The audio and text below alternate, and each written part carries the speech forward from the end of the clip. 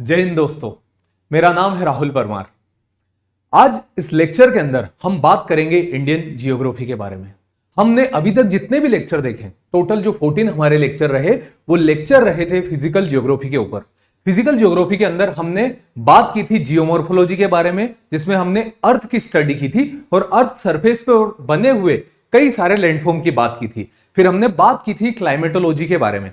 Climatology में भी हमने एटमॉस्फेयर का composition, structure, temperature, pressure, winds, rainfall, humidity, clouds, fog, precipitation जैसे कई सारी टॉपिक को डिस्कस किया था।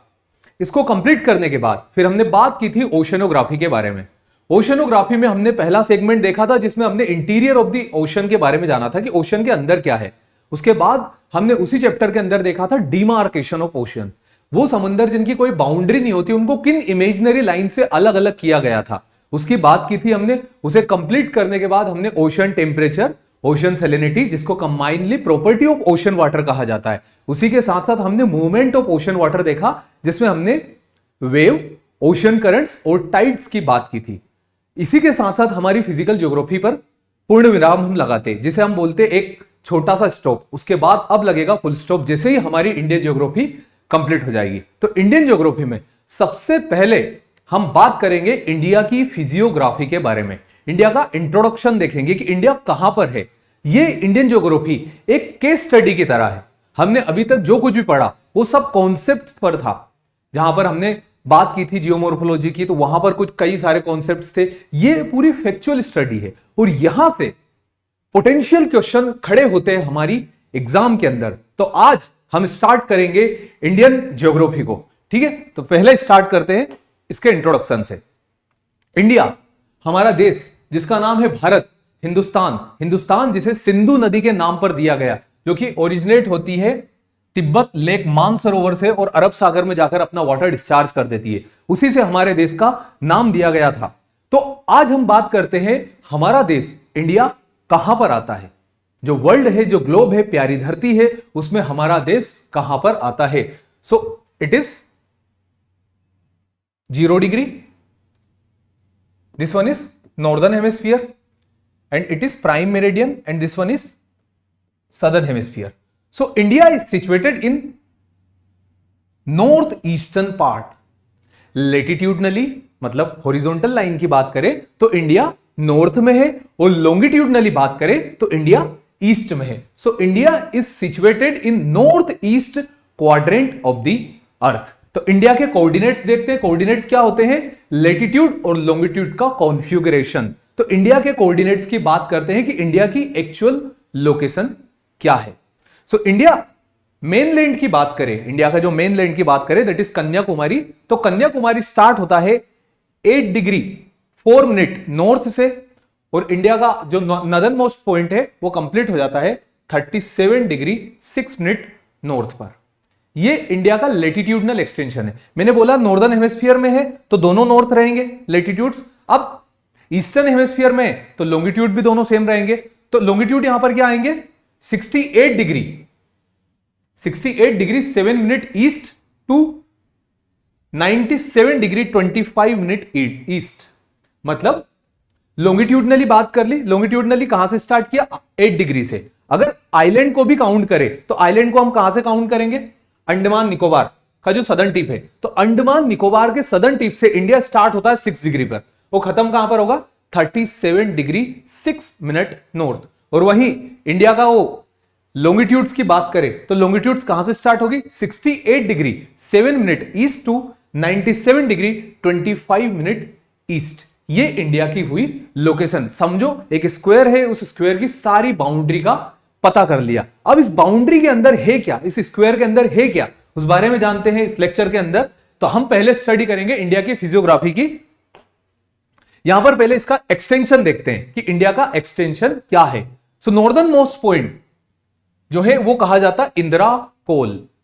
Indira Col is the northern most point. Col COL, जो कोल वर्ड है, इस कोल वर्ड को लोकल लैंग्वेज में माउंटेन भी कहते हैं। दो माउंटेन के बीच की एक वैली। तो Indira Col is the northern most point of India. और सदर्न मोस्ट पॉइंट की बात करें तो 2004 के पहले इंडिया का सदर्न मोस्ट पॉइंट था इंदिरा पॉइंट, बट सुनामी आने के कारण इंडियन प्लेट और बर्मीज प्लेट के कोलिजन के कारण समंदर के अंदर अर्थक्वेक आया और उस अर्थक्वेक से ओरिजिनेट हुई सुनामी, और उस सुनामी ने हमारा जो पॉइंट था इंदिरा पॉइंट उसे डुबो दिया। जब इंदिरा पॉइंट डूब गया तो कौन सा नया पॉइंट बना? वो बना हमारा Kanyakumari. So Kanyakumari is the southern most point of India and the northern most point of India is Indira Col. Southern most point और नॉर्दर्न मोस्ट पॉइंट के बीच की डिस्टेंस क्या है? So it is 3214 kilometre. जब हम साउथ टू नॉर्थ या फिर नॉर्थ टू साउथ जाते हैं तो इंडिया की डिस्टेंस होती 3214 किलोमीटर। वहीं ईस्ट टू वेस्ट जाने पर, ईस्ट में कहां पर? अरुणाचल प्रदेश, और वेस्ट में गुजरात का रण ऑफ कच्छ। तो यहां पर जाने पर इंडिया की लोकेशन होती है 2933। ये नोट कीजिएगा, इंडिया का लेटिट्यूडनल एंड लॉन्गिट्यूडनल एक्सटेंशन के साथ साथ इंडिया की ईस्ट टू वेस्ट कितना डिस्टेंस है और इंडिया का नॉर्थ टू साउथ कितना डिस्टेंस है। इंडिया का जो एरिया है that area is 32,87,263 square kilometre. हालांकि ये क्वेश्चन एग्जाम में नहीं आएगा कि इंडिया का एरिया कितना है, क्योंकि वो मान के चल रहे कि ये तो आपको पता ही होगा, तो आपको पता भी होना चाहिए। अगर नहीं पता हो तो ये याद रखना 32,87,263। India is the 7th largest country on the earth. Earth के ऊपर इंडिया 7th लार्जेस्ट कंट्री है। तो लार्जेस्ट कंट्री कौन हुई? लार्जेस्ट कंट्री हुई रशिया, ठीक है। और सेकंड लार्जेस्ट कंट्री का नाम आप कमेंट करके बताओगे कि which one is the second largest country after Russia. India cover 2.4% area of the earth. Total जो अर्थ है, अर्थ का एरिया है 100%, और उस 100% में से 2.4% एरिया इंडिया कवर करके रखता है। आगे इंडिया के लैंड फ्रंट्स की बात करें। लैंड फ्रंट्स का मतलब क्या होता है? लैंड फ्रंट्स का मतलब होता है बेटा ये वाला एरिया जो कि समुद्र को टच नहीं करता, वो पार्ट जो कि किसी भी वाटर बॉडी को टच नहीं करता है उसे हम लैंड फ्रंट कहते हैं, और जो वाटर बॉडी को टच करता है उसे हम कोस्टल एरिया कहते हैं। इसके बारे में जानते हैं आगे। Land front of India, India का जो लैंड फ्रंट है वो है 15,200, 15,200। इंडिया का जो एक्सटेंशन है वो टोटल 15,200 तक का है, जो किसी भी कोस्टल लाइन को टच नहीं करता। इंडिया सबसे ज्यादा बॉर्डर शेयर करता है बांग्लादेश के साथ। याद रखना, यहां से क्वेश्चन बन सकता है कि इंडिया कौन सी कंट्री के साथ सबसे ज्यादा बॉर्डर शेयर करता है। तो हमारे दिमाग में क्वेश्चन आते हैं जब तक कि हमको नहीं पता। हम क्या समझते हैं कि या तो पाकिस्तान के साथ करता होगा या चाइना के साथ करता होगा। जी नहीं, इंडिया सबसे ज्यादा अपनी बॉर्डर शेयर करता है बांग्लादेश के साथ, दैट इज 4,096 किलोमीटर, और सबसे कम बॉर्डर शेयर करता है अफगानिस्तान के साथ। और अफगानिस्तान और इंडिया के बीच में जो लाइन बनाई गई है that is the Durand line. तो डुरंड लाइन इंडिया और अफगानिस्तान के बीच में है, वो 106 किलोमीटर की है।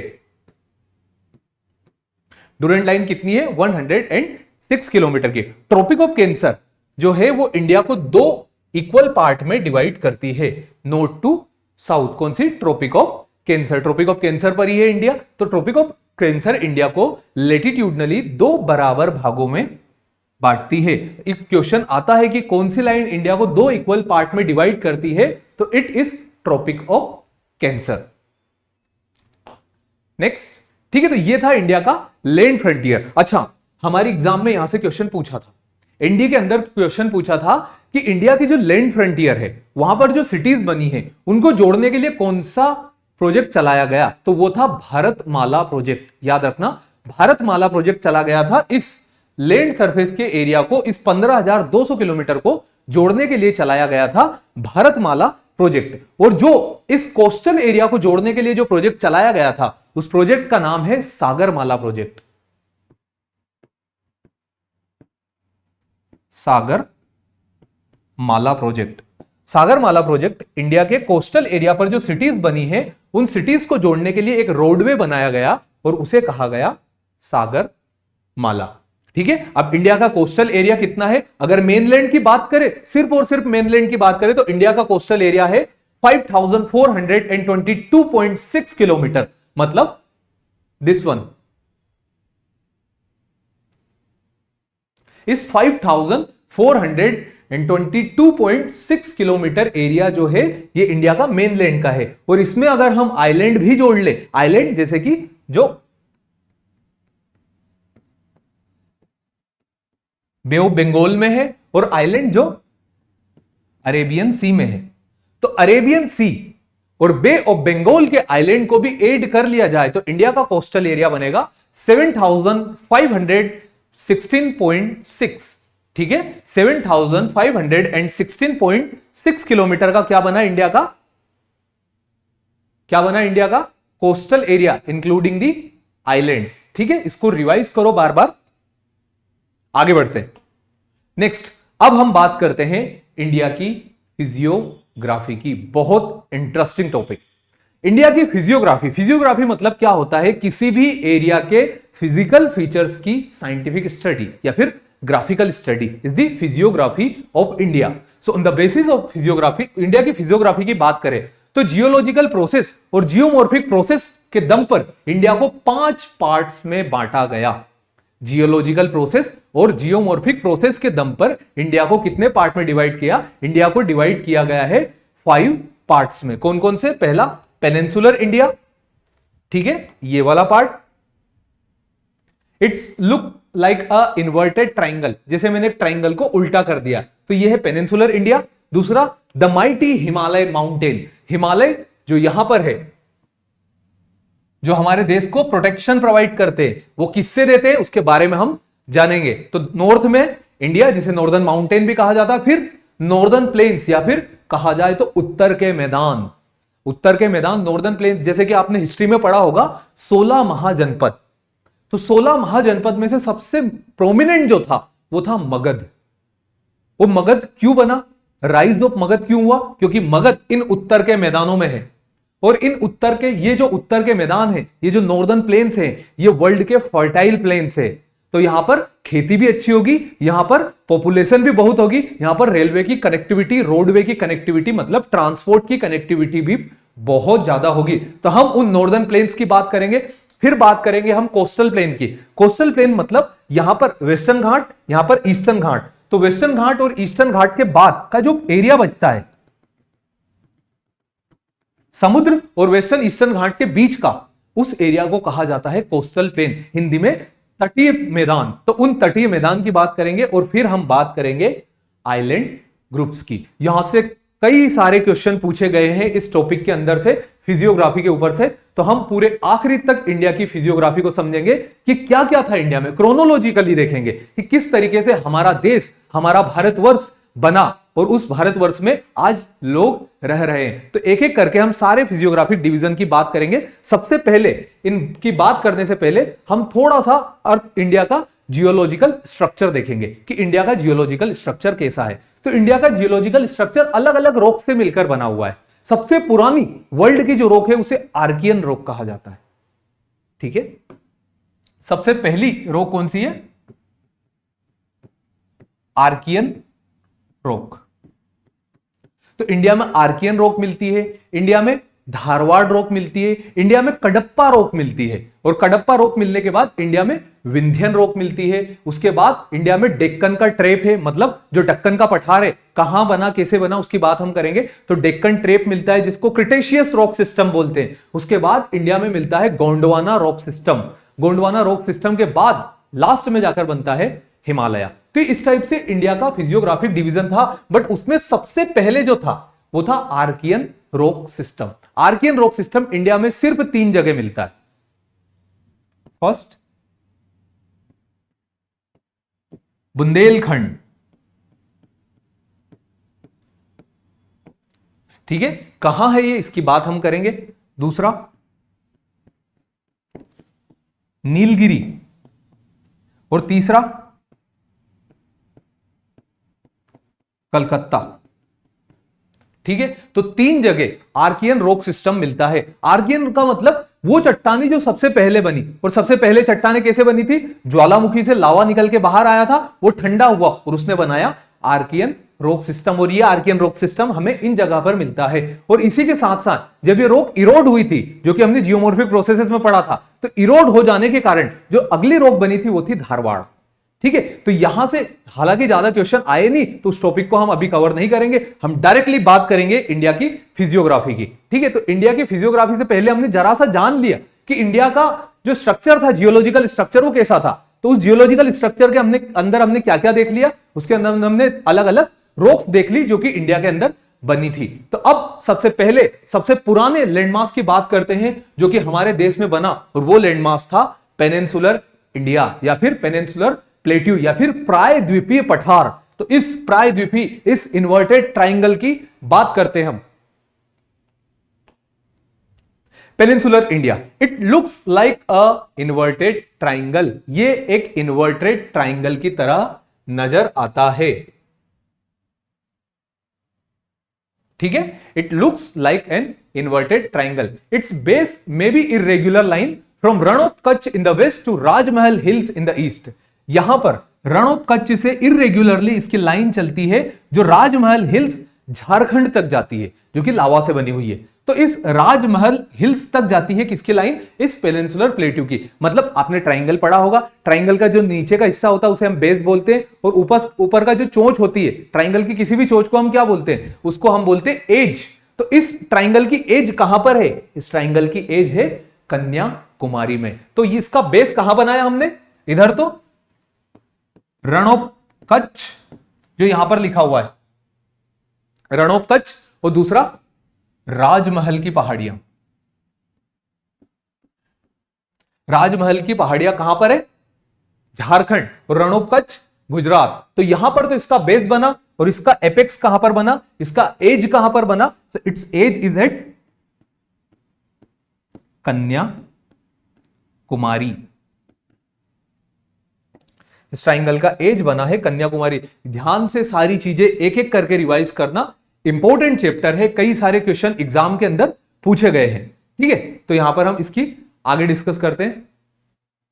It's arms are flanked by western Ghats from western side and eastern Ghat from eastern side. Arms मतलब ये दोनों supports, this supports are flanked by, मतलब ये जो ट्राइंगल बना, इस ट्राइंगल का बेस क्या बना, इस ट्राइंगल का बेस इधर से बना राजमहल की पहाड़ियां, और इस तरफ से बना रण ऑफ कच्छ।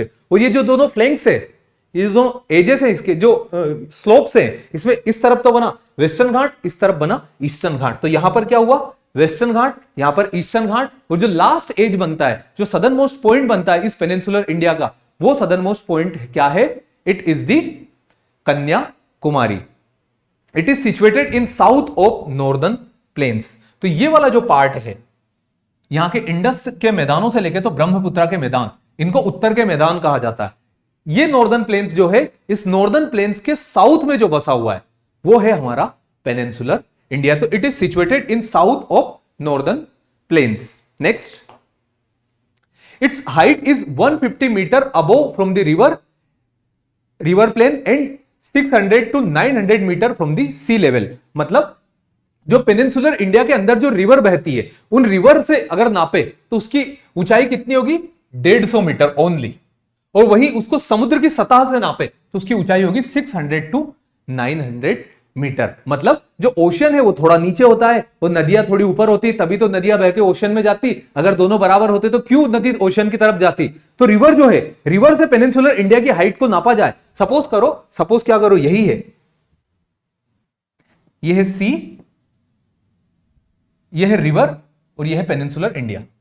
ठीक है, और ये रिवर्स पेनिनसुलर इंडिया की तरफ बहती है। तो पेनिनसुलर इंडिया से इसकी हाइट नापेंगे तो ये क्या हो जाएगी, 150, और सी लेवल से इसकी हाइट नापेंगे तो इट इज 600 to 900 मीटर। ये है हाइट पेनिनसुलर इंडिया की। Next, it is one of the oldest and most stable landmass. बिल्कुल सही, ये इंडिया का सबसे स्टेबल और सबसे ओल्डेस्ट लैंडमास है।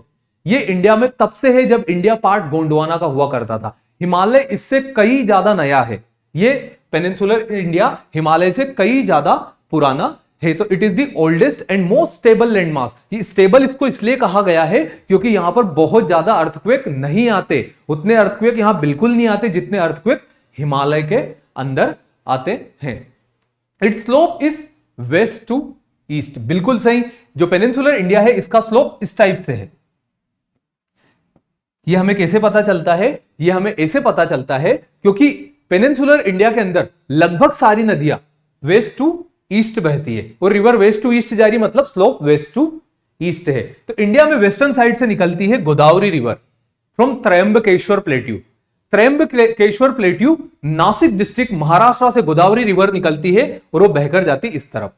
गोदावरी के बाद महाबलेश्वर के पठार से निकलती है कृष्णा रिवर और वो बह के जाती है इस तरफ। ब्रह्मगिरी की पहाड़ियों से निकलती है कावेरी रिवर, वो बह के जाती है इस तरफ। वहीं दंडकारण्य के जंगलों से निकलती है महानदी और बह के जाती है इस तरफ। मतलब इस पेनिनसुलर प्लेट्यू का स्लोप किस तरफ है? किस तरफ है? West to east. ठीक है, आगे बात करते हैं। It covers total area of 16 lakh square kilometre. ये पूरा जो एरिया है, this area is 16 lakh square kilometre. ठीक है, ये जो पूरा एरिया है यह है 16 lakh square kilometre. Most of rocks are of Archaean gneiss and schist. मैंने बोला था आर्कियन के बारे में, मैंने आपको बताया था जो सबसे पहली बार जो रॉक्स बनी थी, ठीक है, जब लावा इरप्ट आउट हुआ था, सोलिडिफाई हुआ था, ठंडा हुआ था, और उस ठंडे हुए लावा से जो रॉक्स बनी थी that are the Archean rock. और वो आर्कियन रॉक इंडिया के अंदर कहां कहां मिलती है? नीलगिरी, बुंदेलखंड एंड कोलकाता। इन 3 जगह पर वो आर्कियन रॉक सिस्टम हमें देखने को मिलता है, और ये तीनों जगह पेनिनसुलर इंडिया का ही पार्ट है। नेक्स्ट, पेनिनसुलर इंडिया के अंदर कई सारे प्लेट्यू है। आज हम उन प्लेट्यूज की बात करते हैं। पहला है मेवाड़ का पठार। तो मेवाड़ का पठार है राजस्थान के अंदर, जो लगभग सूखे इलाकों में से आता है। दूसरा कर्नाटका का plateau, the plateau of Karnataka is in northern Karnataka near Baba Budan hills, जो इसी के अंदर आती है, जहां पर खेती की जाती है कॉफी की। तो ये कौन सा हो जाएगा? कर्नाटका प्लेट्यू। फिर आएगा मालवा का प्लेट्यू। मालवा का जो प्लेट्यू है वो विंध्याचल माउंटेन के नॉर्थ में है। यहां से जाती है विंध्याचल माउंटेन, और इन विंध्याचल माउंटेन के नॉर्थ में जो प्लेट्यू है that plateau is plateau of Malwa, जिसका लगभग भाग मध्य प्रदेश के अंदर आता है और कुछ भाग मध्य प्रदेश से थोड़ा सा बाहर जाता है, बट लगभग 90% इसका पार्ट पूरा एमपी के अंदर आएगा। तो मालवा का प्लेट्यू जो नाम है मालवा, वो दिया गया है यहां पर मालव जाति से। मालव ट्राइब जो आई थी आर्यंस के टाइम से, उस आर्यंस के टाइम से आई हुई मालव जाति से, मालव आदिवासियों से, ट्राइब से इसका नाम दिया गया मालवा। फिर आता बुंदेलखंड, जिसे बुंदेला राजपूत के नाम से दिया गया है, जो कि मध्य प्रदेश और उत्तर प्रदेश की बॉर्डर पर मिलता है। और इस एरिया के अंदर से बेतवा नदी बहती है, जिसे बेत्रवती भी कहा जाता है। और इसी एरिया के अंदर अशोकनगर ललितपुर पर बनता है माता टीला डैम, जिसके बारे में बात हम अगले चैप्टर में करेंगे। तो ये कहां पर आता है? ये बुंदेलखंड प्लेट्यू जो है मध्य प्रदेश और उत्तर प्रदेश की बॉर्डर पर आता है। बुंदेला राजपूतों के नाम से इसका बुंदेलखंड नाम दिया गया। इसके बाद आता है Baghelkhand. Baghelkhand is situated in eastern Madhya Pradesh and Chhattisgarh.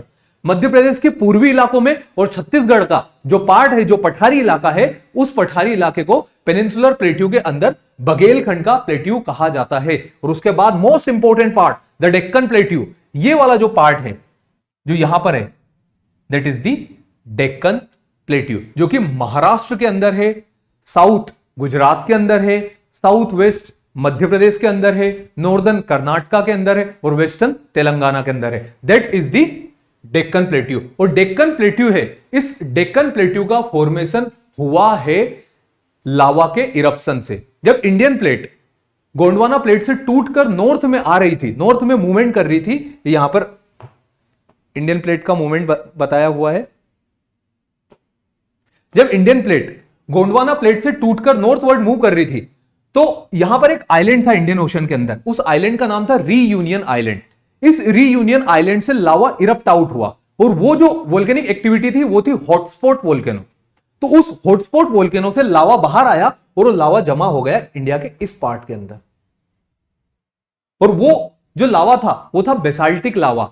अगर आपको नहीं पता हो लावा के बारे में तो एक बार आप वोल्केनिज्म वाला चैप्टर देखिएगा, आपको रिवाइज भी हो जाएगा और आपको पता भी चल जाएगा बेसाल्टिक लावा की कैरेक्टरिस्टिक क्या है। तो जैसे बेसाल्टिक लावा यहां पर निकला तो लावा फैल गया, और जब लावा दूर तक फैला इस एरिया से, तो यहां पर क्या बन गया, प्लेट्यू, एक टाइप की शील्ड बन गई, ठीक है। और वो जो शील्ड थी उसका इरोजन हुआ तो यहां पर बन गई काली मिट्टी, और वही ब्लैक सॉइल फेमस है कॉटन के कल्टीवेशन के लिए। इसीलिए महाराष्ट्र के अंदर कॉटन का कल्टीवेशन बहुत अच्छे तरीके से किया जाता है। तो ठीक है, ये था रीयूनियन आइलैंड से डेक्कन का फॉर्मेशन कैसे हुआ। अगेन हम हमारे टॉपिक पर आते हैं,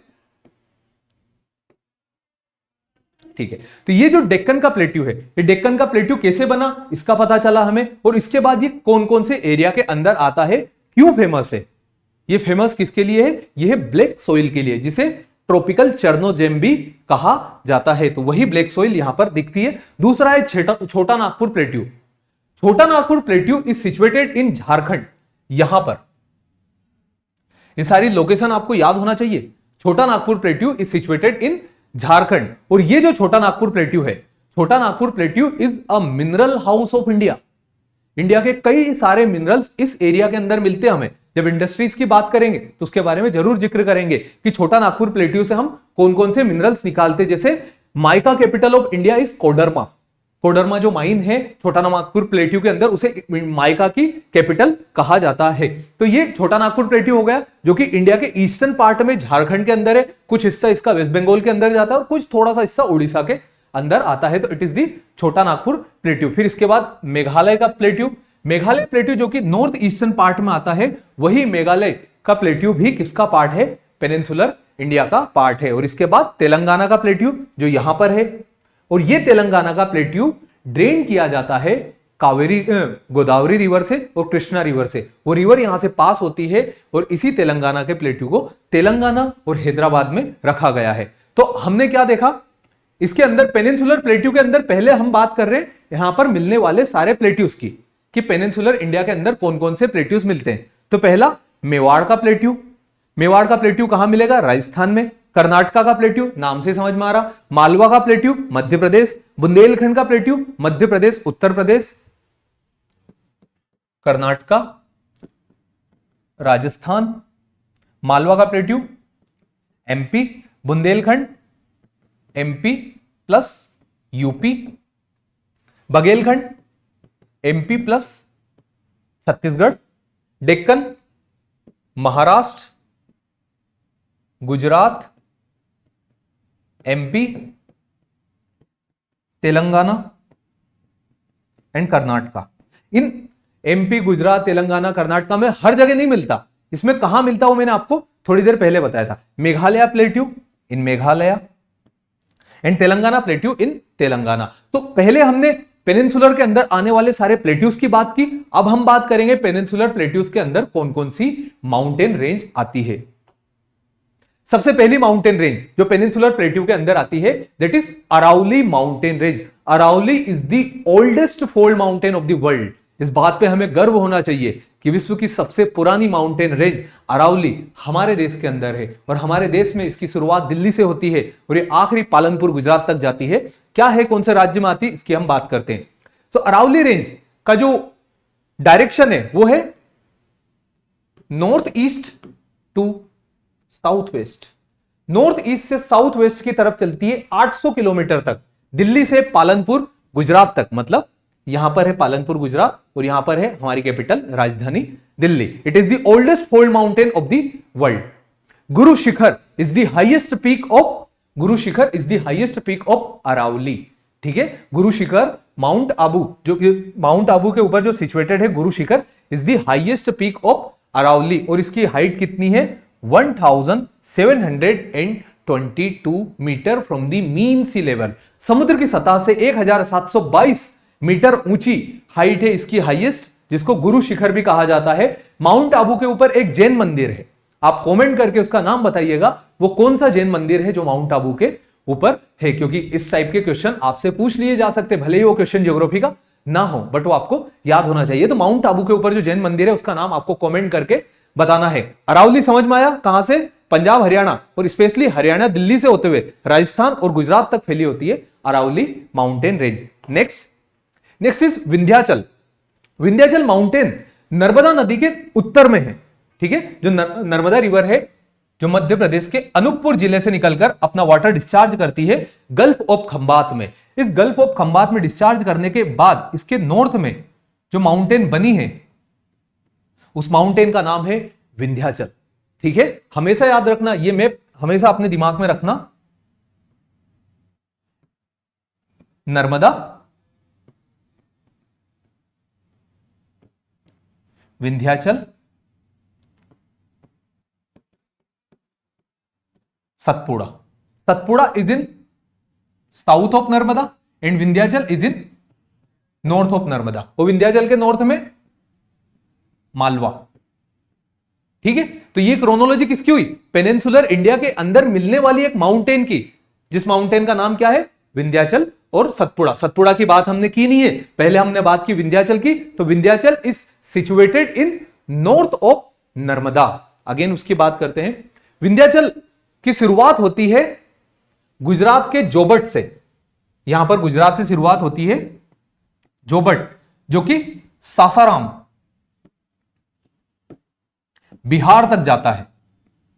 अब आपको कमेंट करके बताना है बिहार के अंदर, सासाराम के अंदर किसका मकबरा है। तो यहां से जोबट से लेके सासाराम तक जाता है क्या? विंध्याचल का पहाड़। इसका एवरेज जो एलिवेशन है it is 300 to 650। Average elevation of Vindhyachal is 300 to 650। It is a host. बिल्कुल सही बात है, अच्छा रहा, आ गया दिमाग में। होस्ट मैंने वेव्स बताई थी आपको। वेव में मैंने क्या बताया था कि इस टाइप की वेव्स होती है। अपर पार्ट को हम क्या बोलते हैं? क्रेस्ट। लोअर पार्ट को हम क्या बोलते हैं? ट्रेफ। जो ट्रफ ज्योग्राफी के अंदर लोअर पार्ट को हम बोलते हैं ग्रेबन या फिर रिफ्ट वैली, और अपर पार्ट को हम बोलते हैं होस्ट, HORST, होस्ट या फिर ब्लॉक माउंटेन। अपर पार्ट क्या हुआ? होस्ट या फिर ब्लॉक माउंटेन। तो यहां से एक चीज आपको क्लियर हो रही है, एक बात, कि Vindhyachal is a block mountain. तो विंध्याचल जो है वो एक ब्लॉक माउंटेन है जो कि नर्मदा नदी के उत्तर में है। और जो ब्लॉक माउंटेन होता है उसे हम होस्ट बोलते हैं, और जो रिफ्ट वैली होती है उस रिफ्ट वैली को हम बोलते हैं ग्रेबन। तो रिफ्ट वैली में यहां पर क्या आ जाएगी? नर्मदा वैली, और होस्ट में यहां पर आ जाएगा विंध्याचल एंड सतपुड़ा। विंध्याचल की जो रेंज है, ये रेंज जब ईस्टर्न साइड जाती है इनका नाम हो जाता है भांडेर एंड कैमूर। जब विंध्याचल की रेंज मध्य प्रदेश के पश्चिमी हिस्सों में होती है तो वहां पर इसे कहा जाता है जानापाव, जो कि एक हिल्स है जहां से चंबल नदी का उद्गम हुआ है। उसी के जो रिवर सिस्टम आप लर्न मत करना, अभी अगले चैप्टर के अंदर हम रिवर सिस्टम ही जानेंगे, कौन सी रिवर कहां से निकलती है। तो चंबल रिवर कहां से निकलती है? जानापाव से। उसके ईस्टवर्ड जब हम जाएंगे तो पहले आएगी भांडेर हिल्स और उसके बाद आएगी कैमूर हिल्स। तो ये विंध्याचल का एक्सटेंशन है, ये आप यहां पर लिखा हुआ, आप इसको नोट कर लीजिएगा। The river Chambal, Betwa, Ken and some tributaries of Narmada. कई सारी ट्रिब्यूटरीज नर्मदा की ट्रिब्यूटरीज क्यों आएगी विंध्याचल से? इसलिए आएगी क्योंकि विंध्याचल का पठार यहां पर है, विंध्याचल की पहाड़ियां, इन पहाड़ियों से बह के पानी नर्मदा में जाएगा। तो नर्मदा की कई सारी ट्रिब्यूटरी, उसके साथ साथ चंबल, केन, सोन, बेतवा, ये भी कहां से निकलती है? विंध्याचल से निकलती है। The highest peak of Vindhyachal is सद्भावना शिखर। सद्भावना शिखर मध्य प्रदेश के दमोह जिले के अंदर है and it is the highest peak of Vindhyachal. ठीक है, आगे बढ़ते हैं। अगली माउंटेन सतपुड़ा रेंज। सतपुड़ा मतलब सात, और पुड़ा मतलब पहाड़। 7 पहाड़ों से मिलकर बनी है सतपुड़ा रेंज। तो सतपुड़ा रेंज स्टार्ट होती है ईस्ट टू वेस्ट डायरेक्शन में। ठीक है, and it is situated in south of Narmada river के साउथ की जो माउंटेन रेंज है इट इज दी सतपुड़ा, जो कि 7 पहाड़ों से मिलकर बनी हुई है। ठीक है, and it is situated between Narmada and Tapi. यहां से नर्मदा रिवर बहती है, यहां पर सतपुड़ा के पहाड़ है, और इन सतपुड़ा के पहाड़ों के नीचे से निकलती तापी नदी। ठीक है, तो तापी सतपुड़ा के साउथ से, नर्मदा सतपुड़ा के नॉर्थ से, और दोनों के बीच में क्या है? सतपुड़ा। ठीक है, और Satpura is also a block mountain, क्योंकि ये नर्मदा की रिफ्ट वैली के साउथ में है। सतपुड़ा की हाईएस्ट पीक है Dhupgarh. Dhupgarh is the highest peak of Satpura, that is 1350 metre from the mean sea level. Satpura की हाईएस्ट पीक है Dhupgarh, and Dhupgarh is situated in Pachmarhi, Pachmarhi का नाम आप में से कई लोगों ने सुना होगा। Pachmarhi is the only hill station of Madhya Pradesh. तो पचमढ़ी जो है वहां पर हाईएस्ट पीक है सतपुड़ा की धूपगढ़, और ये जो धूपगढ़ है ये महादेव की पहाड़ियों के अंदर है। मैंने बताया सतपुड़ा 7 पहाड़ों से मिलकर बना है। हमारी एग्जाम के पॉइंट ऑफ व्यू से वो जरूरी नहीं है, अगर होते तो मैं बता देता, अगर बता दूंगा तो आप उनको लर्न करने लग जाओगे, क्योंकि वो जरूरी नहीं है इसलिए मैं नहीं बता रहा हूं। बट ये जो हाईएस्ट पीक है सतपुड़ा की, वो हाईएस्ट पीक महादेव की पहाड़ियों के अंदर है, और महादेव की जो पहाड़ियां हैं वो पचमढ़ी के अंदर आती है, और पचमढ़ी है वो होशंगाबाद जिले के अंदर आता है, और होशंगाबाद जिला मध्य प्रदेश, और मध्य प्रदेश देश का एक प्रदेश है। ठीक है, दूसरी इसकी हाईएस्ट पीक है अमरकंटक, और अमरकंटक जो है, अमरकंटक से निकलती है नर्मदा रिवर। तो अमरकंटक से ओरिजिनेट होती है नर्मदा रिवर, और अमरकंटक मेकाल की पहाड़ियों के अंदर आता है सतपुड़ा की। अगली माउंटेन रेंज में हम बात करते हैं वेस्टर्न घाट्स की। वेस्टर्न घाट्स जो कि पेनिनसुलर इंडिया की वेस्टर्न फ्लैंक्स पर बसे हुए। वेस्टर्न फ्लैंक्स मतलब पेनिनसुलर इंडिया को क्या बोला था मैंने? The inverted triangle. तो इस इन्वर्टेड ट्राइंगल की जो वेस्टर्न बाउंड्री है, जो इसकी पश्चिमी भुजा है, वो है पश्चिमी घाट, या फिर जिसे हम कहते हैं वेस्टर्न घाट्स। तो वेस्टर्न घाट्स स्टार्ट होते हैं तापी माउंटेन रेंज की वैली से। यहां से मैंने बताया था आपको सतपुड़ा का जो पहाड़ है, इस सतपुड़ा के दक्षिण से तापी चालू होती है, तो साउथ से तापी जो निकलती है, इस तापी से यहां से स्टार्ट होते हैं वेस्टर्न घाट, और वेस्टर्न घाट्स 1600 किलोमीटर तक चलते हैं नॉर्थ टू साउथ, और साउथ में जाते हैं नीलगिरी हिल्स तक। याद रखना, नीलगिरी हिल्स तक। तो कहां से स्टार्ट हुए Western Ghats? Western Ghats are started from Tapi valley in north to Nilgiri Hills in the south. ठीक है, Tapi valley in north to Nilgiri Hills in south, और डिस्टेंस होती है टोटल 1600 किलोमीटर की। Western Ghats are steeper in west and gentle slopy in east. Western Ghats जो है वो western side से थोड़े स्टीप है इस टाइप के, और ईस्टर्न साइड पर थोड़े जेंटल है। मतलब ये साइड जो है वेस्टर्न घाट कुछ इस टाइप के हैं, ये जो उसकी वेस्ट साइड है ये थोड़ी स्टीप है, और जो ईस्ट साइड है वो जेंटल है। वाई? बिकॉज वेस्टर्न घाट जो है, वेस्टर्न घाट की वेस्ट साइड टूटकर समुद्र के अंदर गई थी, जिसका डाउन वार्पिंग हुआ था। तो इस डाउन वार्पिंग के कारण जो वेस्टर्न घाट की वेस्टर्न साइड है वो स्टीप है, और वेस्टर्न घाट की ईस्टर्न साइड को नदियों ने इरोड कर करके क्या कर दिया?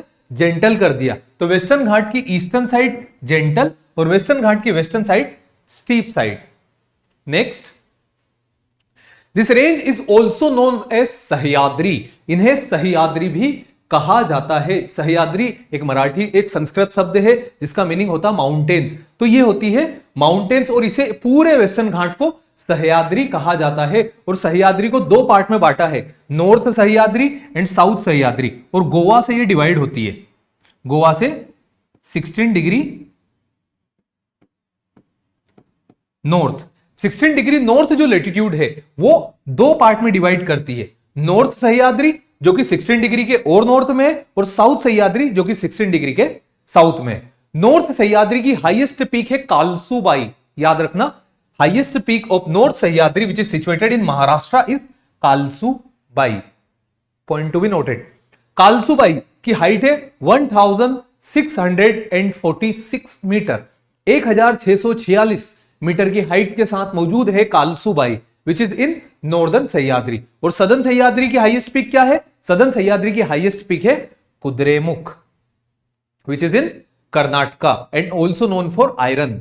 तो कुद्रेमुख जिसकी हाइट है 1892 metre is situated in Karnataka, जो कि साउथ सह्याद्री का पार्ट है। नॉर्थ सह्याद्री जो 16 डिग्री और गोवा के नॉर्थ में है, और उसकी हाइट कितनी है? नॉर्थ सह्याद्री की जो हाईएस्ट पीक है that is कालसूबाई।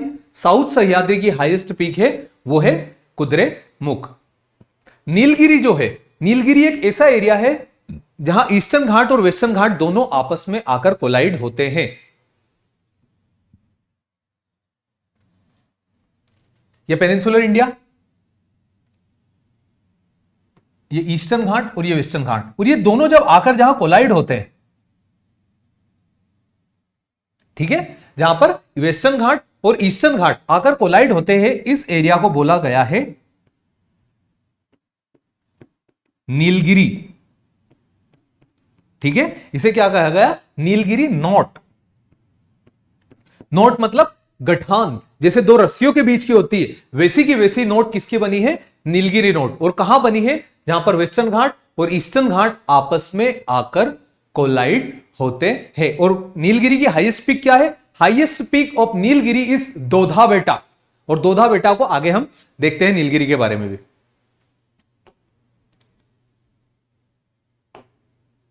Next, south to Nilgiri इस अन्नामलाई हिल्स। मतलब यहां से जो हिल्स थी वो कौन सी थी? नॉर्थ सह्याद्री, फिर साउथ सह्याद्री, और फिर यहां से नीलगिरी हिल्स। ठीक है, अब नीलगिरी हिल्स के साउथ में जो हिल्स है that is Annamalai hills. Nilgiri hills के साउथ में कौन सी हिल्स है? नीलगिरी हिल्स के साउथ में जो हिल्स है that hills is Annamalai hills. और अन्नामलाई हिल्स की हाईएस्ट पीक है Anaimudi, 2695 is a highest peak of south India. पूरे दक्षिण भारत की हाईएस्ट पीक है अनाईमुडी, 2695। और अनाईमुडी कौन सी हिल्स के अंदर है? तो अनाईमुडी आता है अन्नामलाई हिल्स के अंदर। और अन्नामलाई हिल्स किसके साउथ में है? अन्नामलाई है नीलगिरी के साउथ में। और नीलगिरी की हाईएस्ट पीक क्या है? So highest peak of Nilgiri is Dodda Betta. ठीक है, अब अन्नामलाई के भी साउथ में कोई सी हिल है, और उस हिल का नाम है कार्डेमम हिल्स। कार्डेमम हिल्स, देखो देखो यहां से इसको समझो, वेस्टर्न घाट, ठीक है, north Sahyadri, south Sahyadri, Nilgiri, Annamalai, cardamom, और लास्ट में क्या आ जाता हमारा? नाजरकोइल। ठीक है, लास्ट में क्या आ जाता? नाजरकोइल। तो पहले नॉर्थ सह्याद्री, साउथ सह्याद्री, नीलगिरी, अन्नामलाई, अन्नामलाई के बाद कार्डेमम, और कार्डेमम के बाद लास्ट में नाजरकोइल। तो कार्डेमम जो हिल्स है, कार्डेमम कौन सी हिल्स है? कार्डेमम हिल्स मतलब इलायचियों की पहाड़ी। जो दक्षिण भारत है जिसमें केरला है, कर्नाटका, यहां पर कई सारे मसाले पैदा होते हैं। Even India is the leading producer of spices but the leading consumer too. कई तरह के मसाले हमारे देश के अंदर पैदा होते हैं, बट उन मसालों को कंज्यूम भी कर लिया जाता है। आपने देखा होगा, आपको टेस्ट भी होगा हर चीजों का, कि किसी को भी दाल में तड़का होना जरूरी है, तो ऊपर से तेल जो है उसका क्या बोलते हैं, ग्रेवी, वो होना चाहिए, तब तक तो कोई खाता ही नहीं है। इवन जो चाइनीज फूड्स है, चाइनीज फूड्स जैसे कि नूडल्स, ये हमने चाइना से लिए और उसके अंदर ऐसे मसाले डाले कि आज खुद चाइनीज आकर यहाँ खा ले तो पता नहीं क्या हो जाए, क्या भगवान जाने क्या उनके साथ हो। तो इस टाइप से हम कंज्यूमर भी है मसालों के उतने ज्यादा। तो south of Annamalai is cardamom hills, और कार्डेमम हिल्स के साउथ में है नाजरकोइल हिल्स। अब यहां पर हमें एक चीज नोटिस करना चाहिए कि जो वेस्टर्न घाट है उनकी height north to south increase हो रही है। नॉर्दर्न साइड में जो कालसुबाई थी उसकी हाइट 1600 के समथिंग थी, और साउथ साइड उसके बाद जो दूसरी थी कुद्रेमुख उसकी 1800 थी, और उसके बाद जो हमने लास्ट में लिखी अन्नाईमुडी उसकी हाइट हमने क्या लिखी? 2695। It means the height of western Ghat increasing from north to south. ठीक है, आगे जानते हैं वेस्टर्न घाट्स के बारे में। ठीक है, वेरी इंपॉर्टेंट थिंग, ये यहां से एनडीए के अंदर क्वेश्चन पूछे गए हैं। Important passes of western Ghat. Passes का मतलब क्या होता है? पासेस का मतलब एक रास्ता देना। चलते पहाड़ों के बीच में एक घाटी, ठीक है, जो पहाड़ लंबे जा रहे हैं उनके बीच में छोटा सा ऐसा रास्ता जहां पर रोड बनाया जाए, दैट इज दी पास। तो पास कौन कौन से वेस्टर्न घाट के अंदर? सबसे पहला पार्ट है पास है थाल घाट। थाल घाट जो है, थाल घाट नासिक को जोड़ता है मुंबई से, याद रखना है ना। थाल घाट जो है जिसे कसारा का घाट भी कहा जाता है, जो कि एक हॉन्टेड घाट है, जहां पर रात में जाने में लोगों को डर भी लगता है। कई लोग विजिट भी किए होंगे इस घाट को, उनको पता होगा। सो इट इज थाल घाट। थाल घाट कहां पर है? महाराष्ट्र के अंदर है, और ये नासिक को मुंबई से जोड़ता है। दूसरा इस भोर घाट। भोर घाट जोड़ता है मुंबई को पुणे से। भोर घाट जोड़ता है मुंबई को पुणे से, और इसे नाने घाट भी कहते हैं। Third one is Pal Ghat. Pal Ghat is the third one. ये क्वेश्चन पूछा हुआ है हमारी एग्जाम के अंदर। पाल घाट किसे कनेक्ट करता है? तो पाल घाट कनेक्ट कोच्चि टू चेन्नई, ठीक है, पाल घाट कोच्चि को चेन्नई से जोड़ता है। Last Senkota Ghat, Senkota Ghat is between the cardamom hills and Nagercoil. बताया था मैंने लास्ट की दो हिल्स, पहली क्या थी कार्डमम, और कार्डमम के साउथ में क्या थी नाजरकोइल। तो नाजरकोइल और कार्डमम दोनों के बीच में जो पास है दैट इज सेनकोटा, और सेनकोटा तिरुवनंतपुरम को जोड़ता है मदुरई से, ठीक है, जो यहां पर नीचे है। पाल घाट जिसको हम पलक्कड़ घाट कहते हैं, पाल घाट किस किस को? कोची और चेन्नई को जोड़ता, भोर घाट मुंबई और पुणे को, और थाल घाट जो है वो नासिक और मुंबई को आपस में कनेक्ट करता है, ठीक है। ये था ईस्टर्न घाट्स के बारे में। अब ईस्टर्न घाट, वेस्टर्न घाट के बारे में। वेस्टर्न घाट की हमने हाइट देख ली, वेस्टर्न घाट का नाम देख लिया। क्या नोट करना था यहां पर? वेस्टर्न घाट जो है वो नॉर्थ टू साउथ आने पर उनकी हाइट इंक्रीज होती जाती है, ठीक है। अब हम आगे अगली बात करते हैं ईस्टर्न घाट्स के बारे में। ईस्टर्न घाट जो है ये यहां से चालू होते हैं ओडिशा के पास से, और एकदम जैसा कि हमने वेस्टर्न घाट का देखा था कहां तक आते हैं? नीलगिरी माउंटेन रेंज तक। तो Eastern Ghats are started from Orissa और आते हैं साउथ में तमिलनाडु के पास नीलगिरी माउंटेन तक। ये ईस्टर्न कोस्ट के पैरेलल चलते हैं, बिल्कुल जैसे वेस्टर्न घाट थे वेस्टर्न कोस्ट के पैरेलल थे, ईस्टर्न घाट ईस्टर्न कोस्ट के पैरेलल है, ठीक है। It has been much eroded then the western Ghat. ये वेस्टर्न घाट से ज्यादा इरोड हो चुके हैं। वेस्टर्न घाट तो आज भी खड़े हैं, आज भी वेस्टर्न घाट इंडिया में आने वाले मॉनसून को इन्फ्लुएंस करते हैं। अगर वेस्टर्न घाट्स नहीं होंगे तो तमिलनाडु में भी उसी टाइम पे बारिश होगी जिस टाइम पर हमारे बाकी के देश में होती है। बट वेस्टर्न घाट ही वो कारण है कि तमिलनाडु में अक्टूबर में जाकर बारिश होती है, मतलब इस टाइम पर। समझ रहे हो आप सभी लोग बारिश को देख चुके हो, इवन इतना ज्यादा देख चुके हो कि चलती बारिश को देखकर आपने आपकी खिड़कियां बंद कर ली। अभी तक तमिलनाडु के अंदर बारिश नहीं हुई। तमिलनाडु में बारिश अब स्टार्ट होती है जब मॉनसून लौटने लगता है। तो उस मॉनसून के लौटने के कारण पहले बारिश क्यों नहीं हुई? क्योंकि बीच में आ जाते हैं वेस्टर्न घाट। वेस्टर्न घाट ईस्टर्न घाट से ज्यादा ऊंचे, ठीक है, जो वेस्टर्न घाट है ईस्टर्न घाट से ज्यादा ऊंचे। ईस्टर्न घाट तो इरोड हो चुके। कैसे इरोड हुए? ईस्टर्न घाट इरोड हुए रिवर्स के थ्रू। अलग अलग जो रिवर्स आती है, मैंने बताया था महानदी, कृष्णा, कावेरी, गोदावरी, ये जो रिवर्स है इन रिवर्स ने ईस्टर्न घाट को इरोड कर दिया है, तो इसलिए ईस्टर्न घाट इरोडेड है।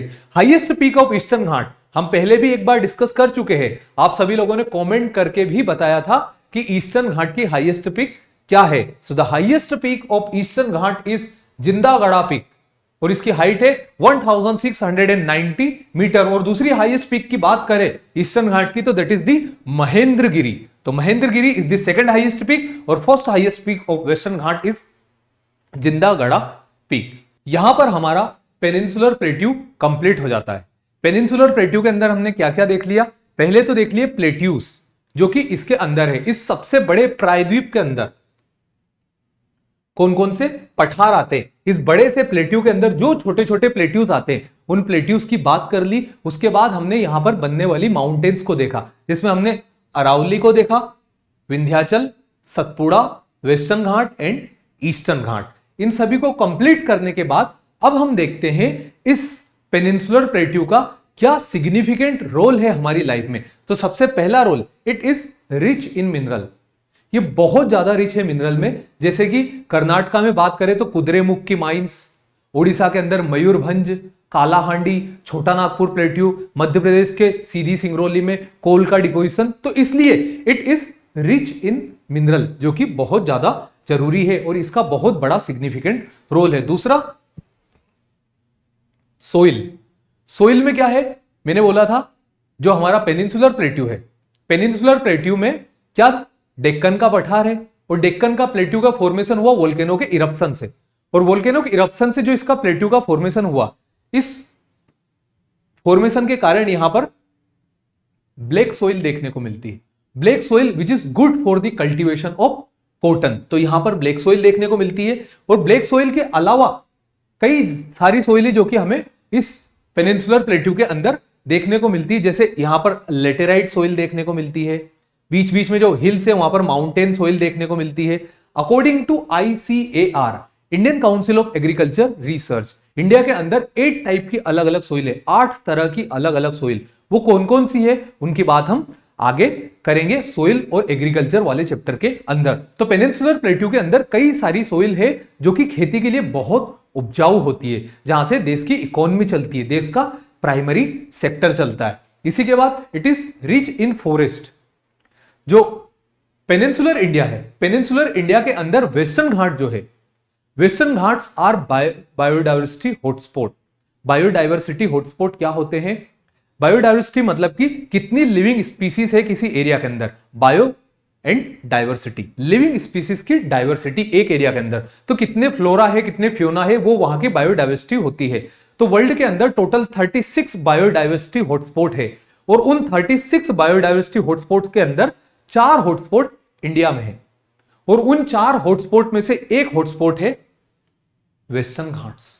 ठीक है, तो Western Ghat is a biodiversity hotspot जो कि इंडिया की वेस्टर्न साइड पर है। इसके अलावा भी यहां पर कई सारे जंगल मिलते हैं, जैसे छत्तीसगढ़ के अंदर बहुत सारे फॉरेस्ट मिलते हैं साल के, सागवान के। उसी के अलावा जो मध्य प्रदेश है, मध्य प्रदेश के अंदर इंडिया का लार्जेस्ट फॉरेस्ट कवर है। ये क्वेश्चन एनडीए की एग्जाम ने पूछा हुआ है कि किस स्टेट के अंदर area wise largest forest cover है। तो फॉरेस्ट कवर एरिया वाइज सबसे ज्यादा है मध्य प्रदेश के अंदर। मध्य प्रदेश में कई सारे नेशनल पार्क है, जैसे पेंच नेशनल पार्क है, पेंच के बाद जो दूसरा है पन्ना नेशनल पार्क है, सतपुड़ा नेशनल पार्क है, ठीक है, और पालपुर कूनो नेशनल पार्क है। इस टाइप के कई सारे नेशनल पार्क है मध्य प्रदेश के अंदर और इन नेशनल पार्क की बात हम हमारे फॉरेस्ट वाले चैप्टर के अंदर करेंगे। इसके अलावा भी जो उड़ीसा है वहां पर नेशनल पार्क है। तो इस टाइप से यहां पर फॉरेस्ट कवर बहुत ज्यादा है पेनिनसुलर इंडिया के अंदर, ये इसका एक सिग्निफिकेंट रोल है। इसके बाद अगला significant role is numbers of hill station. इस एरिया के अंदर कई सारे हिल स्टेशन है, जैसे अगर वेस्टर्न घाट्स की बात करें तो वेस्टर्न घाट्स में कौन कौन सी है? पंचगनी, महाबलेश्वर, त्रयंबकेश्वर, नासिक, ये सारी की सारी हिल स्टेशन वेस्टर्न घाट्स के अंदर है। ठीक है, और इसी के साथ साथ जो सेंट्रल इंडिया है उसमें पचमढ़ी है, अमरकंटक है। ठीक है, तो इतनी सारी हिल स्टेशन जो है जहां पर टूरिस्ट आते हैं और वो टूरिस्ट आने का रोल प्ले करता है हमारा पेनिनसुलर इंडिया। यहां से कई सारी रिवर्स ओरिजिनेट होती है जो कि किसानों का पेट भरती है। ठीक है, जो जानवर होते, मवेशी होते, वो चरने के बाद पानी पीने जिनके किनारे पर जाते हैं, वो रिवर्स पश्चिमी घाट से निकलती है और कहां जाती है? इस एरिया में, बे ऑफ बंगाल में। तो ये किसके पार्ट है? सब पेनिनसुलर इंडिया का पार्ट है। फिर रिवर्स के बाद यहां पर बात करें हिल्स फॉर क्रॉप, कई सारी क्रॉप्स है जो कि चट्टानों पर उगती है, जैसे कि कॉफी। कॉफी का प्रोडक्शन हमारे इंडिया के अंदर होता है कर्नाटका में, बाबा बुदान हिल्स की पहाड़ियों पर। तो बाबा बुदान हिल की पहाड़ियों पर कॉफी का प्रोडक्शन होगा और कॉफी के अलावा हर चीज का प्रोडक्शन, जैसे ये जो बेसाल्टिक लावा है, ये जो डेक्कन का प्लेट्यू है, यहां पर प्रोडक्शन होता कॉटन का, सोयाबीन का, ग्राउंडनट का। तो इसलिए ये प्रोवाइड करता है अच्छी सोइल, अच्छे क्रॉपिंग पैटर्न के लिए। कौन? हमारा पेनिनसुलर इंडिया। तो ये था पेनिनसुलर इंडिया का सिग्निफिकेंट रोल। अब आगे बात करते हैं हम हिमालय की। Himalaya is the young fold mountain range of the world. ठीक है, पहले पेनिनसुलर इंडिया देख लिया, अब पेनिनसुलर इंडिया के बाद दूसरा जो बना हिमालय, उस हिमालय की बात करते हैं। तो Himalaya is the young fold mountain range of the world, जो कि विंध्याचल और सतपुड़ा के दोनों के बाद में बनी है इंडियन प्लेट और यूरेशियन प्लेट के कोलिजन से। इंडियन प्लेट और यूरेशियन प्लेट के कोलिजन से बनी है कौन सी mountain? Himalaya mountain. It is the highest mountain range of the world, Indian और यूरेशियन के कोलिजन से जो बनी हुई है। और इसकी विड्थ जो है ईस्ट से वेस्ट की तरफ जाने पर इसकी विड्थ इंक्रीज होती है। याद रखना, हिमालय कुछ इस टाइप से बना हुआ है। ठीक है, वेस्टर्न साइड इसकी विड्थ ज्यादा है और ईस्टर्न साइड इसकी विड्थ कम है। तो ईस्ट से वेस्ट साइड जाने पर हिमालय की विड्थ जो है वो कम होने लगती है, बट वेस्ट से ईस्ट आने पर हिमालय की हाइट इंक्रीज होने लगती। मतलब जो ईस्टर्न हिमालय है, इस ईस्टर्न हिमालय की हाइट ज्यादा है और वेस्टर्न हिमालय की हाइट कम है, बट वेस्टर्न हिमालय चौड़ा ज्यादा है और ईस्टर्न हिमालय चौड़ा कम है। ठीक है, यहां पर फैक्ट लिखा हुआ है कि जो वेस्टर्न हिमालय उसकी विड्थ कितनी है? 400 किलोमीटर और ईस्टर्न हिमालय की विड्थ है 150 किलोमीटर।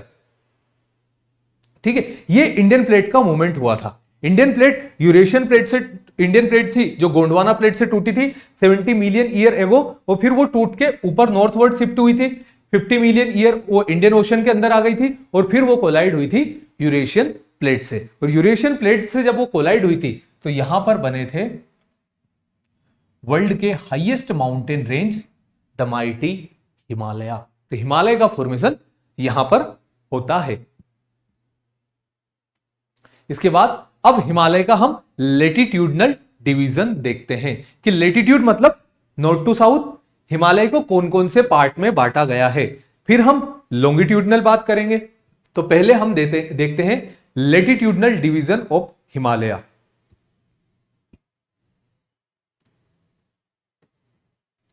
हिमालय के सबसे नॉर्थ में जो माउंटेन रेंज है, उस माउंटेन रेंज को कहा जाता है the greater Himalaya. Greater Himalaya जो हिमालय है, हिमालय इस टाइप से 3 माउंटेन रेंजेस में बना हुआ है। तो सबसे नॉर्दर्न मोस्ट जो माउंटेन रेंज है हिमालय की, उस माउंटेन रेंज को कहा जाता है द ग्रेटर हिमालय और हिमाद्री। ठीक है, द ग्रेटर हिमालय और Himadri is the northern most mountain range of Himalaya. दूसरी जो रेंज आती है जो बीच में है, उसे कहा जाता है लेसर हिमालय, हिमाचल हिमालय या फिर मिडिल हिमालय। ठीक है, सबसे नॉर्थ में क्या है, ग्रेटर हिमालय या फिर हिमाद्री। दूसरी कौन सी है, लेसर हिमालय, मिडिल हिमालय या हिमाचल हिमालय। और सबसे नीचे वाली जो रेंज है, उस रेंज को कहा जाता है शिवालिक रेंज।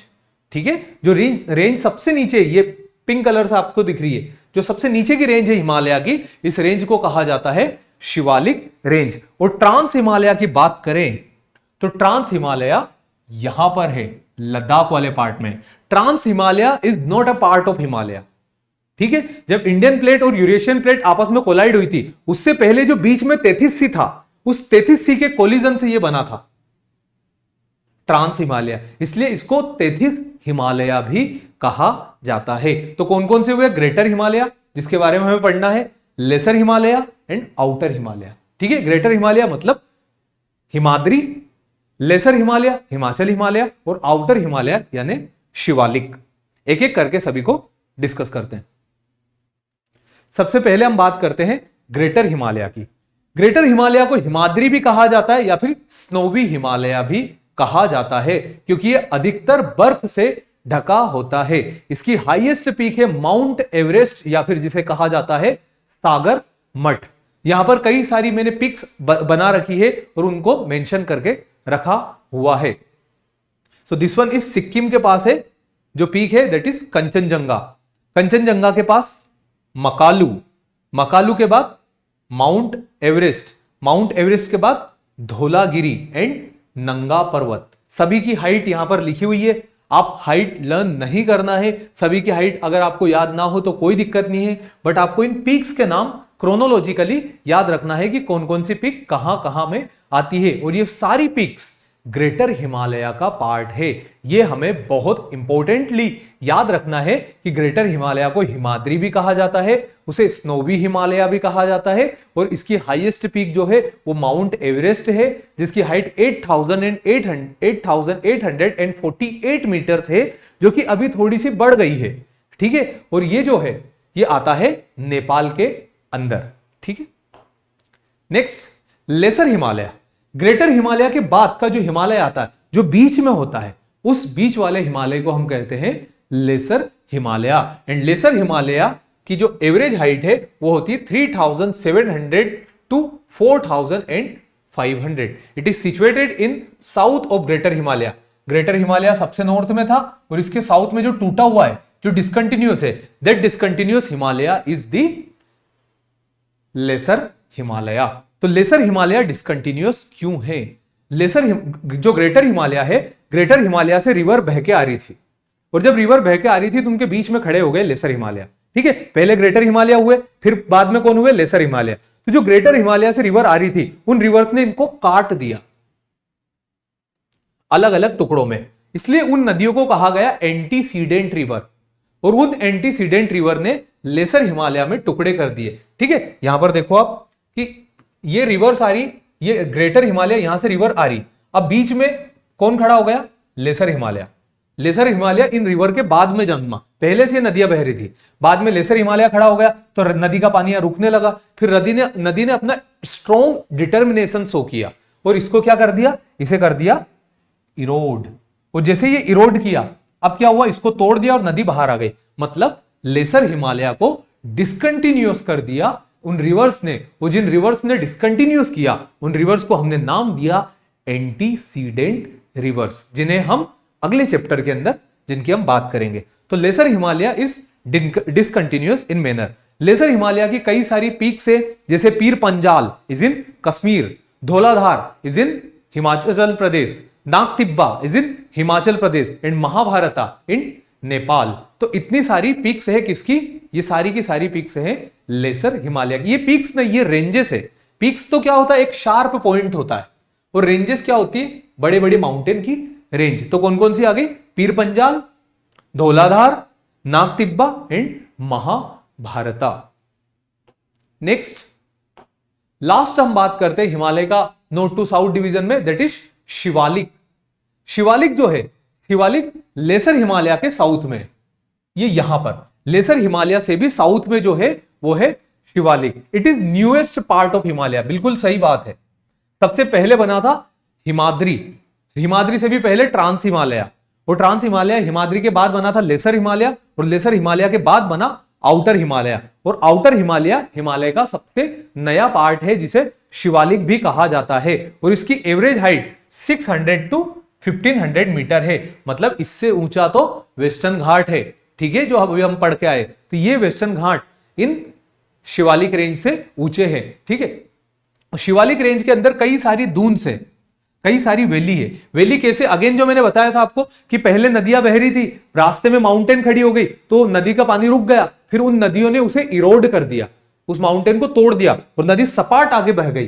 तो जो पहले जहां पर नदी रुकी थी वो लो लाइंग एरिया बन गए, और वो लो लाइंग एरिया बन गए वैली, ठीक है। और उन वैलीज को नाम दिया जाता है डून्स एंड डुआर, ठीक है। इन्हीं वैली को वेस्टर्न पार्ट में डून्स कहा जाता है, और ईस्टर्न पार्ट में दुआर्स कहा जाता है। दुआर्स मतलब गेटवे ऑफ हिमालय, हिमालय के अंदर जाने के द्वार, ठीक है। उन नदियों ने काट दिया तो अब आप हिमालय के अंदर जा सकते हो, तो it is the gateway of Himalaya. तो Duars in east and Doons in west, जैसे कि हरिद्वार, एंड दून्स में Dehradun, Patlidun, Kotlidun, these are the Doons, ठीक है। And these are formed by the deposition. जो शिवालिक रेंज है ये नदियों से लाए हुए डिपोजिशन के कारण ही बना हुआ है। जो शिवालिक रेंज है हिमालय की, it is formed by the deposition of reverse, ठीक है।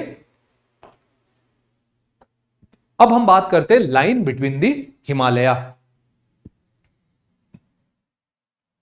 हिमालय जो सबसे नॉर्थ में, उसे हमने क्या बोला, ग्रेटर हिमालय। तो ग्रेटर हिमालय और लेसर हिमालय के बीच में जो लाइन है, उस लाइन को कहा जाता है बेटा MCT। जो ग्रेटर हिमालय और लेसर हिमालय के बीच में लाइन है, उस लाइन को कहा जाता है MCT।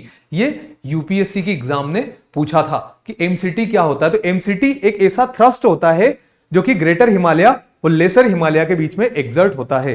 फिर आता है MBT। MBT कहां लगता है, MBT लगता है लेसर हिमालय और शिवालिक के बीच में। तो कैसे, पहले greater Himalaya, lesser Himalaya and Shivalik, greater Himalaya और लेसर हिमालय के बीच में MCT, और लेसर हिमालय और शिवालिक के बीच में MBT, ठीक है। MBT मतलब मोहम्मद बिन तुगलक मत समझना, MBT मतलब मेन बाउंड्री थ्रस्ट।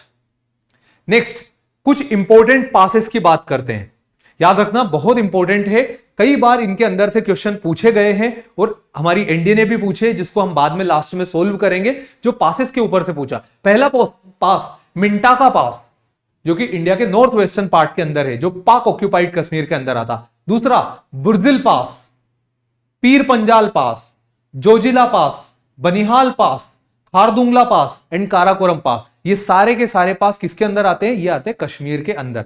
आपको ये याद रखना है। कौन कौन सा, बनिहाल, जोजिला, ला जो है उसको लोकल लैंग्वेज में पास ही कहा जाता। वो पास क्या होते, क्या ये बताना पड़ेगा क्या। पास मतलब दो माउंटेन के बीच का वो रास्ता जहां से रोड निकल जाए, जहां से एक दूसरे की जगह जाने का रास्ता मिले, दैट इज दी पास। तो पहला मिंटाका, बुर्जिल, पीर पंजाल, जोजिला, खारदुंगला, काराकोरम एंड बनिहाल, ये पास बने। फिर हिमाचल प्रदेश के अंदर कौन सा बना, बारालाछा पास, रोहतांग पास, जहां से रावी नदी निकल के आएगी कल के लेक्चर के अंदर। उसके बाद शिपकिला पास, ठीक है, ये कहां पर आ गए, हिमाचल प्रदेश के अंदर। फिर उत्तराखंड के अंदर कौन कौन से पास आते हैं हिमालय के, उत्तराखंड के अंदर आएगा माना पास, नीति पास एंड लीपू पास, ठीक है, माना, लीती, Niti and Lipu, these are in Uttarakhand. तो ये पास याद रखना, उत्तराखंड, हिमाचल प्रदेश और कश्मीर के अंदर। अगला सिक्किम के अंदर जेलेपला, दूसरा नाथुला, नाथुला जो नॉर्थ में, दूसरा जेलेपला, और इसके बाद यहां पर आ जाएगा अरुणाचल प्रदेश के अंदर बोमडीला। ठीक है, तो टोटल कितने पास हुए?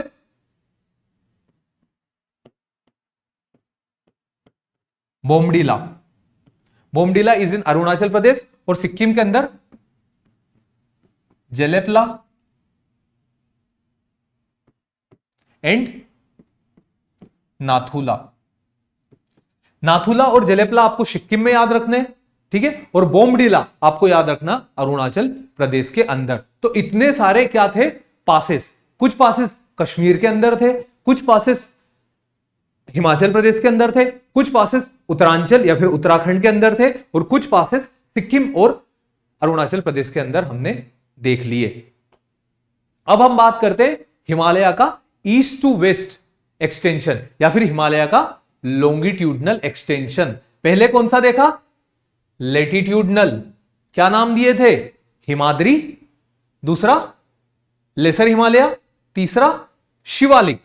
अब हम बात करते हैं ईस्ट टू वेस्ट एक्सटेंशन की। तो वेस्ट टू ईस्ट देखते, पहला आता है Punjab Himalaya, this one is Punjab Himalaya, and Punjab Himalaya is situated between Indus river and Sutlej river. यहां पर मतलब ये रिवर यहां नहीं बह रही है, ये तो मैं बता रहा हूं, इंडस रिवर इस तरफ और सतलज रिवर इस तरफ, इनके बीच में जो बसा हुआ है दैट इज पंजाब हिमालय।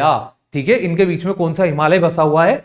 इनके बीच में बसा हुआ है पंजाब हिमालय। दूसरा Kumaon Himalaya, Kumaon Himalaya is situated between Satluj and Kali river. Kali river और सतलज रिवर के बीच में कुमोन हिमालय है, जो कि हिमाचल प्रदेश और उत्तराखंड के अंदर आता है। Next Nepal Himalaya, Nepal Himalaya situated between Kali and Koshi. पहले कौन थी? इंडस और सतलज के बीच में पंजाब हिमालय, सतलज और काली के बीच में कुमोन हिमालय, काली और कोशी के बीच में नेपाल हिमालय, और कोशी कहां पर गया? कोसी और तिस्ता के बीच में आ जाएगा सिक्किम हिमालय। कोसी एंड तिस्ता के बीच में सिक्किम हिमालय, और तिस्ता एंड दिहांग के बीच में आ जाएगा अरुणाचल प्रदेश हिमालय। तो ये हिमालय का लॉन्गिट्यूडनल एक्सटेंशन था। ठीक है, कहां से? इंडस से लेकर के तो कहां तक? ब्रह्मपुत्रा तक। जो दिबांग है ना, वो Dibang is a tributary, Dihang is a tributary of Brahmaputra. तो इंडस के बेंड से तो ब्रह्मपुत्रा के प्लेन तक क्या चला? हिमालय चला। ठीक है, इंडस से चालू हुआ था तो कहां तक? ब्रह्मपुत्रा तक। ये रिवर जो है, इनको अगले चैप्टर में हम देखेंगे, आप रिवर से कंफ्यूज मत हो।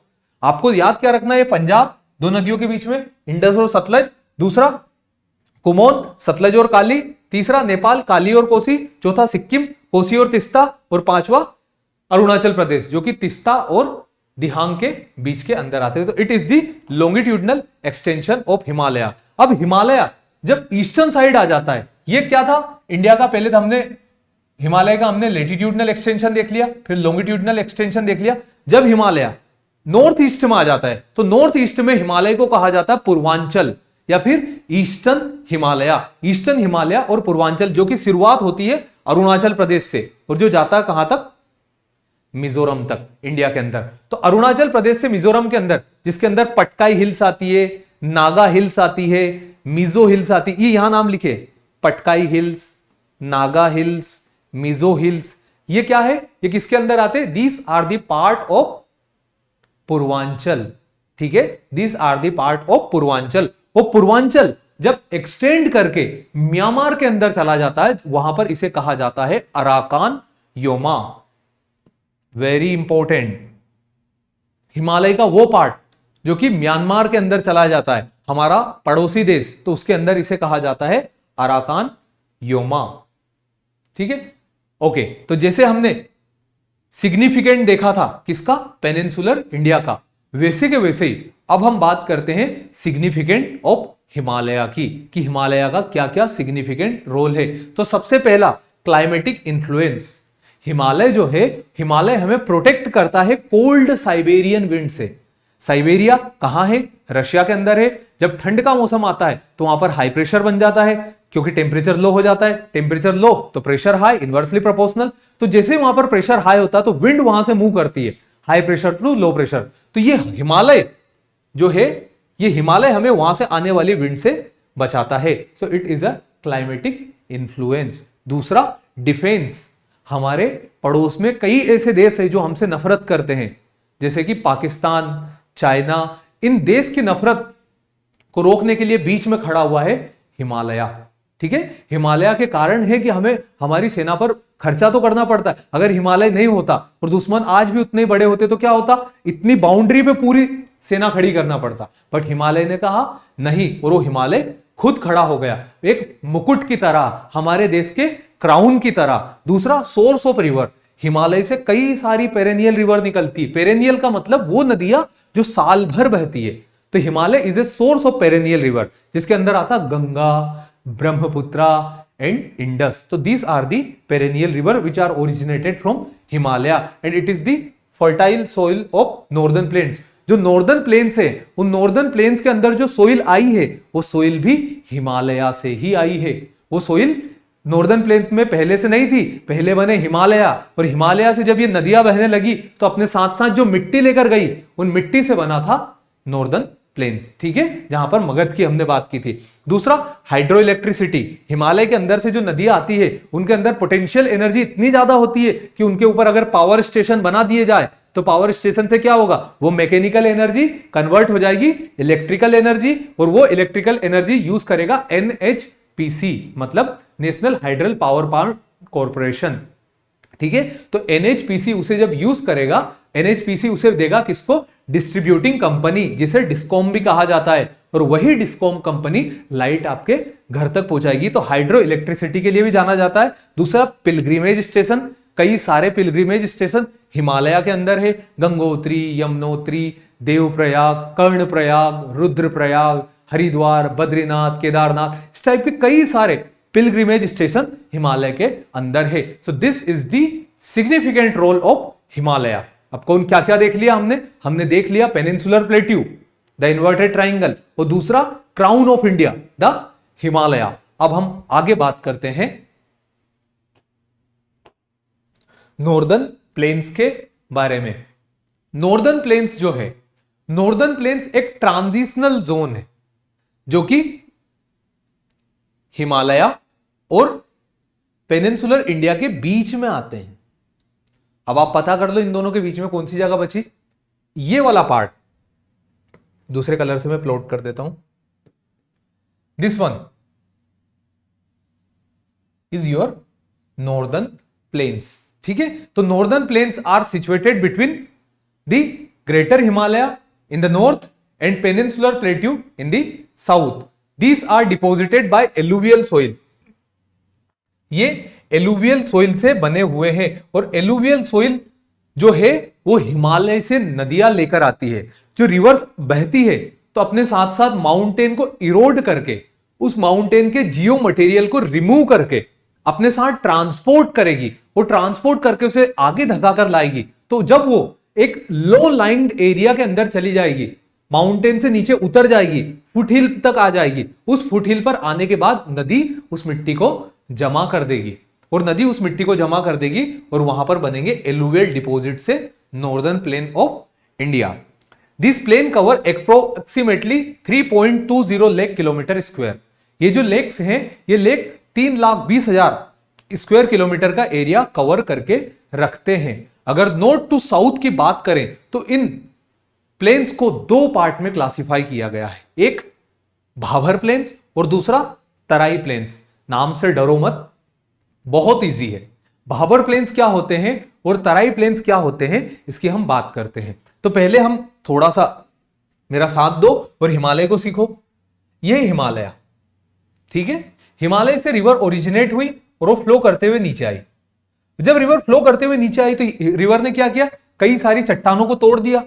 अब जो चट्टानें यहां पर थी जिसको रिवर ने तोड़ दिया, वो कहां जाकर गिरेगी, यहां पर गिर जाएगी। ठीक है, और इन बोल्डर्स के पास जब रिवर पहुंचेगी तो रिवर क्या हो जाएगी, डिसअपियर हो जाएगी। क्या इन पत्थरों के ऊपर आपको रिवर दिखाई देगी?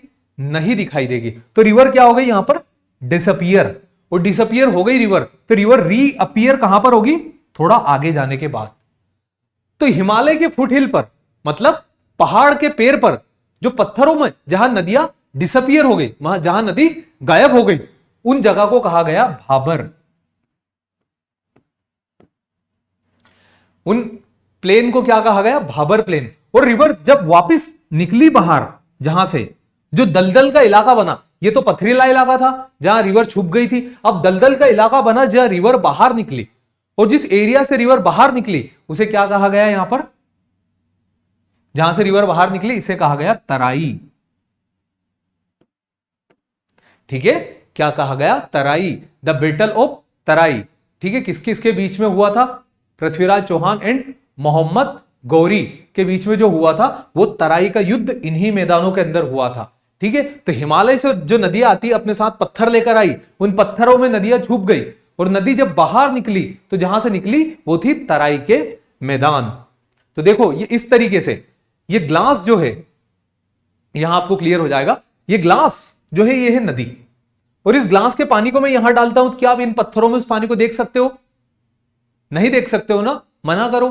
पत्थरों में उस पानी को हम नहीं देख सकते, तो पानी कहां चलेगा? इन पत्थरों के नीचे नीचे। जब इन पत्थरों के नीचे नीचे चलेगा तो इसे हम क्या बोलेंगे? भाबर। क्या बोलेंगे? भाबर। और फिर ये पानी निकल के कहां आएगा? यहां पर। और ये जो दलदली इलाका बनेगा, इस दलदली इलाके को कहेंगे हम तराई रीजन। समझ में आया? उत्तर प्रदेश के अंदर कई जगह तराई रीजन है। इवन उत्तर प्रदेश के अंदर एकमात्र नेशनल पार्क है। कौन सा नेशनल पार्क है? उत्तर प्रदेश के अंदर सिर्फ एक नेशनल पार्क है जिसका नाम है दुधवा। तो दुधवा जो नेशनल पार्क है, लोगों को क्या लगता है कि उत्तर प्रदेश में सारी जगह पर खेतीबाड़ी की जा सकती है, बस वहां पर कोई नेशनल पार्क नहीं है, और जो एक नेशनल पार्क है वो भी छोटा मोटा होगा। बिल्कुल नहीं। Dudhwa is a dense national park, क्योंकि वो तराई के मैदानों में लगा हुआ है। तराई मतलब इस मार्शी लैंड में, इस कीचड़ की दलदल की जमीन में तराई लगा है, जहां के टाइगर बड़े बड़े होते हैं, जहां पर पीलीभीत टाइगर रिजर्व भी है। तो यहां पर दुधवा नेशनल पार्क है, किसके अंदर? तराई के रीजन के अंदर। और तराई के रीजन और भाबर का रीजन कहां बनता है? हिमालय के फुटहिल पर। हिमालय से नीचे उतरते नदियां क्या बनाती है? क्या बनाती है? भाबर। वो भाबर से जब रिवर वापस बाहर आती उसे हम क्या कहते हैं? तराई। ठीक है, ये भाबर और तराई का फोटो है। अब हम बात करते हैं on the basis of their formation. Plains are divided into 3 part.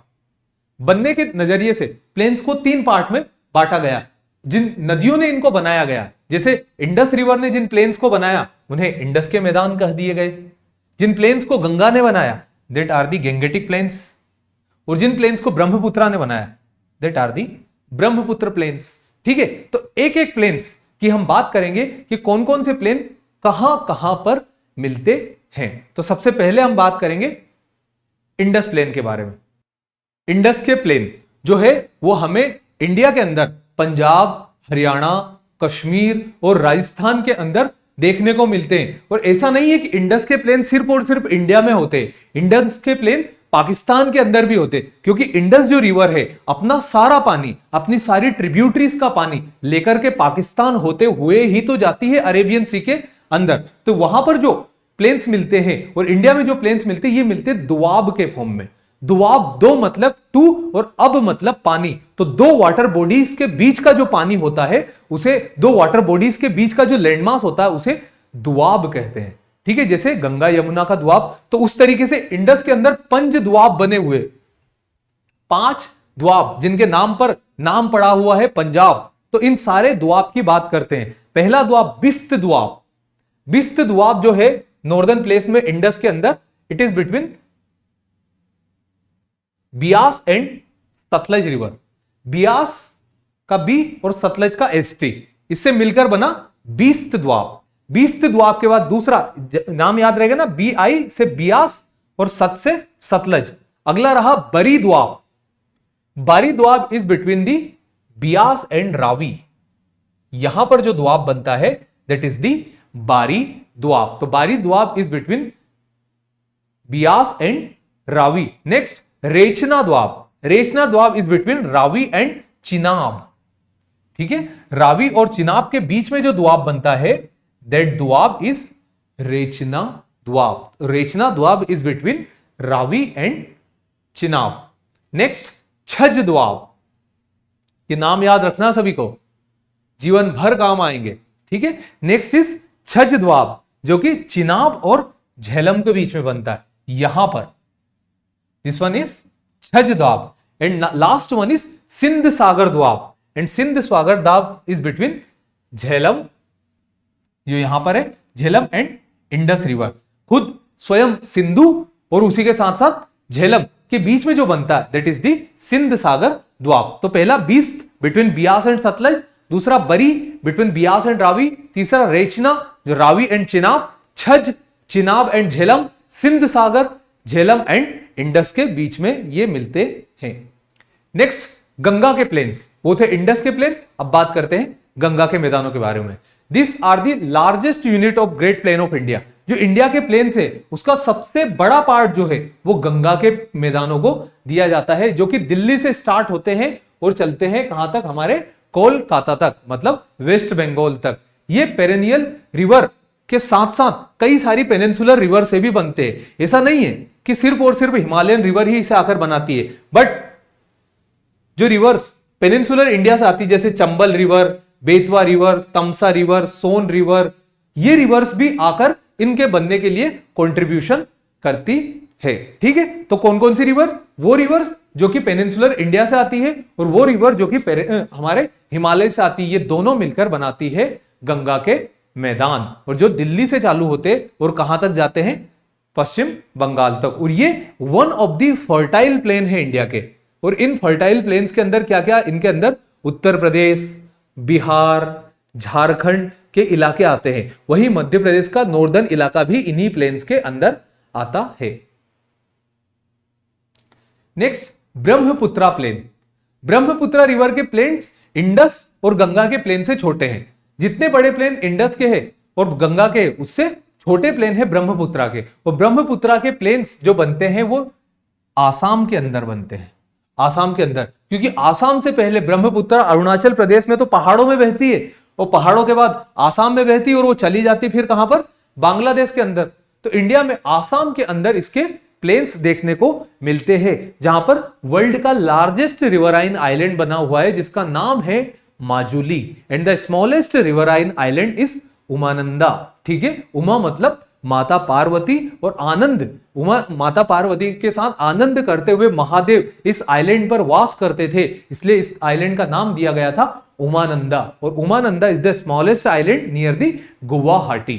ठीक है, जो कि इंडस के अंदर आता है। ठीक है, तो यहां तक हमने बात की थी नॉर्दर्न प्लेन्स के बारे में। नॉर्दर्न प्लेन्स भी कंप्लीट हमारे। अब नॉर्दर्न प्लेन्स का सिग्निफिकेंट रोल तो यहां पर मेंशन किया नहीं है, बट मैं खुद आपको बता देता हूं कि नॉर्दर्न प्लेन्स का सिग्निफिकेंट रोल क्या है। पहला सिग्निफिकेंट रोल कि जो गंगा, ब्रह्मपुत्रा और इंडस के द्वारा लाई गई उपजाऊ मिट्टी, उस मिट्टी के ऊपर सोइल होती है, खेती, उस मिट्टी के ऊपर खेती होती है, एग्रीकल्चर होता है। तो एग्रीकल्चर के पर्सपेक्टिव से बहुत ज्यादा इंपॉर्टेंट सिग्निफिकेंट रोल प्ले करते हैं ये मैदान हमारे नॉर्दर्न प्लेन्स। दूसरा, ये फ्लैट प्लेन्स होने के कारण नदियों के ऊपर नेविगेशन किया जा सकता है। मतलब जो अगर हिमालय की बात करोगे तो हिमालय से जो नदी आती है उसमें जहाज नहीं चलाए जा सकते, उसमें नाव नहीं चलाई जा सकती, बट इन मैदानों के अंदर जो रिवर्स फ्लो करके आती है उन रिवर्स के अंदर बोटिंग की जा सकती है। दूसरा, यहां पर ट्रांसपोर्ट का नेटवर्क भी बहुत अच्छा डेवलप्ड हो जाता है।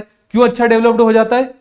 क्योंकि ये बिल्कुल एक प्लेन एरिया है, इस एरिया पर बिल्कुल भी माउंटेन नहीं है, और माउंटेन ना होने के कारण यहां पर आसानी से road network, railway network develop किए जा सकते हैं नॉर्दर्न प्लेन्स के अंदर। ठीक है, तो ये इसके बहुत ज्यादा इंपॉर्टेंट रोल या फिर सिग्निफिकेंट रोल थे। अब हम बात करते हैं कोस्टल प्लेन्स के बारे में। इंडिया के कौन कौन से कोस्टल प्लेन्स है और वो कोस्टल प्लेन कहां कहां है।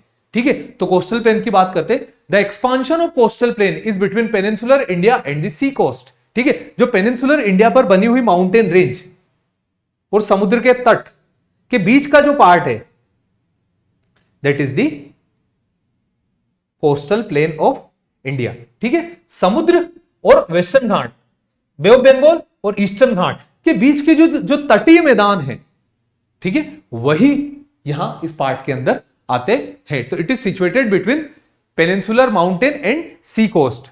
It is deposited, it is formed by the sedimentation of sea and peninsular river. जो पेनिनसुलर रिवर्स है, जैसे कि जो यहां से बहती है, जो इस तरफ जाती है, कुछ रिवर इस तरफ जाती है, कुछ सेडिमेंट्स तो रिवर लेकर आती है जिनसे ये प्लेन्स बनते हैं, और दूसरा जो सी वेव्स है, सी वेव्स किनारे को इरोड करती है और यहां पर सोइल डिपॉजिट करती है। तो इरोजन और डिपोजिशन से सी के और दूसरा इन नदियों के बने हुए हैं coastal planes.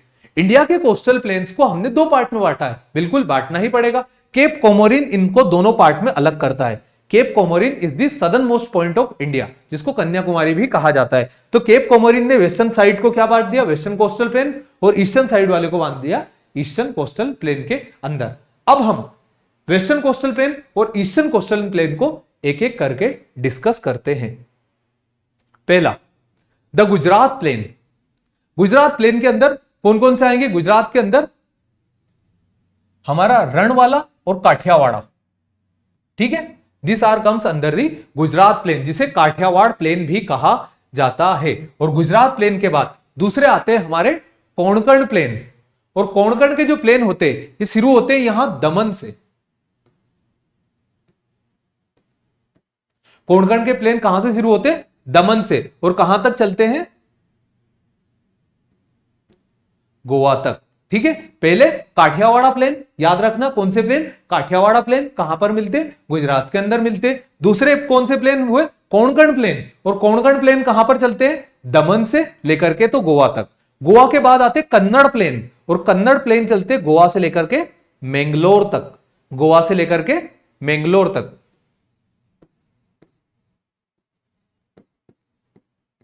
Goa to Mangalore कौन से कोस्टल प्लेन? कन्नड़ प्लेन। और फिर आते हैं मालाबार प्लेन्स। मालाबार प्लेन्स चलते हैं मैंगलोर से लेकर के तो लास्ट कन्या कुमारी, ठीक है, ये के है, कन्याकुमारी तक जो चलते that are the Malabar plain. Malabar जो है, मालाबार वर्ड का मीनिंग, मालाबार वर्ड का मीनिंग होता है the country of mountain.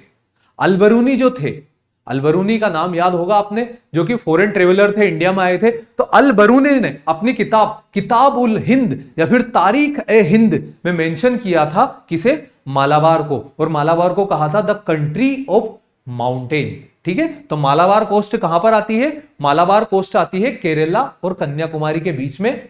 Kannada coast आती है गोवा और मैंगलोर के बीच में। और कोंकण कोस्ट आती है दमन और गोवा के बीच में। और गुजरात के जो प्लेन है, जिसमें काठियावाड़ प्लेन है और कच्छ के प्लेन है, वो आते हैं गुजरात के अंदर, ठीक है। अब हम ईस्टर्न कोस्टल प्लेन की बात करते हैं। जैसे वेस्टर्न कोस्टल प्लेन थे वैसे ही ईस्टर्न कोस्टल प्लेन है। तो eastern coastal plain is started from Suvarna Rekha river in Orissa to Kanyakumari in Tamil Nadu, ठीक है। उड़ीसा के अंदर सुवर्ण रेखा नदी से नॉर्थ में शुरुआत होती है इनकी। तो ये खत्म होते हैं कहां पर? ये खत्म होते हैं कन्याकुमारी में, ठीक है। अब बात करते हैं सबसे पहला the Coromandel plain. Coromandel plain चलते हैं तमिलनाडु और आंध्र प्रदेश के अंदर, ठीक है। जो तमिलनाडु और आंध्र प्रदेश में आते हैं that are the Coromandel plain. फिर आते हैं नॉर्दर्न सरकार। जो नॉर्दर्न सरकार होते हैं वो चलते आंध्र प्रदेश और उनका कुछ पार्ट, थोड़ा सा पार्ट किसके अंदर? उड़ीसा के अंदर। फिर इनके बाद जो अगला आता है that is the Utkal plains. And Utkal plains come only in Orissa.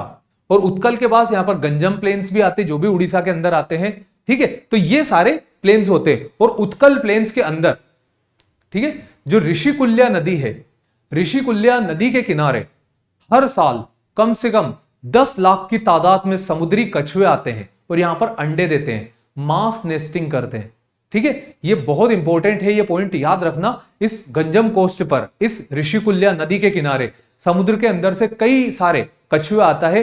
मादा कछुए आती है जो फीमेल टर्टल्स होती है, ओलिव रिडली टर्टल्स नाम दिया जाता है उनको, ओलिव रिडले टर्टल। तो ये ओलिव रिडली टर्टल्स उड़ीसा के अंदर आते हैं और उड़ीसा के अंदर आकर यहां पर मास नेस्टिंग करते हैं, मतलब अंडे देते हैं। लोकल लैंग्वेज में इसे अरीबाड़ा कहा जाता है। लोकल लैंग्वेज में इसे अरीबाड़ा कहा जाता है। लोग उसे खुशी मनाते जब ये कछुए तट पर आते हैं और यहाँ पर अंडे देने लगते हैं ना, तो लोग ऐसा समझते हैं कि भगवान हम पर प्रसन्न हुए कि फिर से कछुए हमारे यहाँ आए। पहले क्या होता था, ये कछुए अपने अंडे समुद्र के तट के पास दे देते थे, और जब समुद्र के तट के पास अंडे देते थे तो सी वेव्स जो आती थी उन अंडों को फोड़ देती थी, कई सारे बच्चे मर जाते थे। फिर दूसरा क्या नुकसान होता था, जो परभक्षी होते थे जैसे कि कौवे, कुत्ते, ये क्या करते थे, इन अंडों के अंदर जो बच्चे होते थे उनको फोड़ फोड़ के खा जाते थे। तो ये इस तरीके से भी ये समुद्र के कछुए को नुकसान होने लग गया। और दूसरा क्या, तीसरा पॉइंट ये कि जब समुद्र से कछुए निकलते थे, मतलब जो उस अंडों से जो कछुए निकलते थे, जो ओलिव रिडली टर्टल्स निकलते थे, ये ओलिव रिडली टर्टल्स जो समुद्र के ऊपर रात में चांद की रोशनी चमकती थी, तो उस चांद की रोशनी को देखते हुए किधर जाते थे, सी की तरफ, और सी की तरफ जाने के बाद तैरने लगते थे। बट अभी क्या हो गया, उस कोस्टल एरिया में कई सारी वो बन गई, बस्तियां बन गई, तो रात में जब वो लाइट चलाते हैं तो ये ओलिव रिडली टर्टल्स के बच्चे छोटे छोटे प्यारे से ये कंफ्यूज हो जाते हैं कि समुद्र किस तरफ है। तो समुद्र की तरफ जाने की बजाय उल्टा जमीन की तरफ चल देते। समुद्र की तरफ क्यों जाते हैं, जब समुद्र पर चांद की रोशनी पड़ती, जब 14वीं का चांद समुद्र के ऊपर गिरता तो ये बच्चे समुद्र की तरफ जाते। बट अब समुद्र की अंधेरी रात हो गई, या फिर बादल में रात में बादल छा गए तो चांद नहीं दिख पाया, और इसी टाइम पर जब बस्तियों की लाइट दिखने लगी तो ये क्या, उल्टे जाने लग गए, और जब उल्टे जाने लगते तो रोड पर कुचल दिए जाते। इस तरीके से उन ओलिव रिडली टर्टल्स को बहुत नुकसान होता है। इन्वायरमेंटल या फिर इन्वायरमेंटल ज्योग्राफी के पॉइंट ऑफ व्यू से ये नाम बहुत जरूरी है, और हो सकता है हमारी एग्जाम के अंदर भी यहां से क्वेश्चन पूछ लिया जाए कि ओलिव रिडली टर्टल्स कहां पर आते हैं। आपको सिर्फ एक बात याद रखना, that olive ridley turtles India के अंदर उड़ीसा में आते हैं। अब उड़ीसा की सरकार ने बिल्कुल इस पर सख्त कदम उठाए हुए हैं। वहां पर जितनी भी बस्तियां हैं उनकी रात में लाइट मध्यम कर दी जाती है, धीमी कर दी जाती थी। वहां के लोगों ने साथ दिया, उन लोगों ने बाल्टियों के अंदर उन अंडों को उठाया और अच्छी जगह पर रखा जहां पर कोई भी जानवर उनको खत्म ना कर सके, जहां समुद्र की लेयर उन अंडों को ना तोड़ पाए। So that are the olive ridley turtles egg. ठीक है, अब यहां पर ये दो आपको सी बीचेस दिखाई दे रही होगी, मतलब समुद्र के ऊपर बनने वाली बीचेस। ये है सैंडी बीचेस, जो इंडिया के ईस्टर्न कोस्टल प्लेन है। ईस्टर्न कोस्टल प्लेन पर जो बीचेस बनती है that are the sandy beaches, और वही जो वेस्टर्न कोस्टल प्लेन है वहां पर जो बीचेस बनती है that are the rocky beaches. समझ रहे हो, ये यहां पर जो वेस्टर्न साइड पर जो बीचेस बनती है that are the rocky beaches, और ईस्टर्न साइड पर जो बीचेस बनती that are the sandy beaches. इसका क्या कारण हो सकता है, ये कारण मैं तो आपको बताऊंगा ही, बट मैं चाहता हूं कि ये कारण आप कमेंट करके मुझे बताओ कि इंडिया की जो वेस्टर्न कोस्ट है वहां पर जितनी भी बीचेस है वो रॉकी बीचेस क्यों है, अधिकतर रॉकी बीचेस क्यों है, और ईस्टर्न कोस्ट पर जो बीचेस है वो सैंडी बीचेस क्यों है। ये आप कमेंट करके जरूर बताइएगा, इस आंसर का मैं इंतजार करूंगा। ठीक है, अब हम स्टार्ट करते हैं आइलैंड्स ऑफ इंडिया। इंडिया के अंदर कौन कौन से आइलैंड्स मिलते हैं। तो इंडिया के अंदर इससे पहले हमने क्या देख लिया, कोस्टल प्लेन्स। कोस्टल प्लेन्स को कंप्लीट करने के बाद अब हम आते हैं आइलैंड ग्रुप की तरफ, जो कि हमारे इस चैप्टर का लास्ट पार्ट है, जो कि फिजियोग्राफी का लास्ट पार्ट है। यहां पर आइलैंड में इंडिया के अंदर टोटल 1382 आइलैंड्स है। ठीक है, जिनको ऑफशोर आइलैंड कहा जाता, मतलब किनारे से दूर। ठीक है, तो टोटल इंडिया के अंदर कितने 1382 आइलैंड, और इनमें से सबसे इंपॉर्टेंट जो आइलैंड है वो है अंडमान निकोबार आर्चिपेलेगो। आर्चिपेलेगो का मतलब होता है group of island. Archipelago means group of island. तो जो इंपॉर्टेंट आइलैंड है यहां पर वो है Andaman Nicobar archipelago in bay of Bengal and Lakshadweep archipelago in Arabian sea. Arabian sea के अंदर जो मिलते हैं that are the Lakshadweep archipelago. ठीक है, और अंडमान निकोबार के अंदर जो मिलते हैं दैट आर दी जो बे ऑफ बंगाल के अंदर मिलते हैं that are the Andaman Nicobar archipelago. और Andaman Nicobar archipelago are formed by Indian plate and Burmese plate. Indian और बर्मिश प्लेट के छोटे से कोलिजन के कारण ये आइलैंड्स बने थे।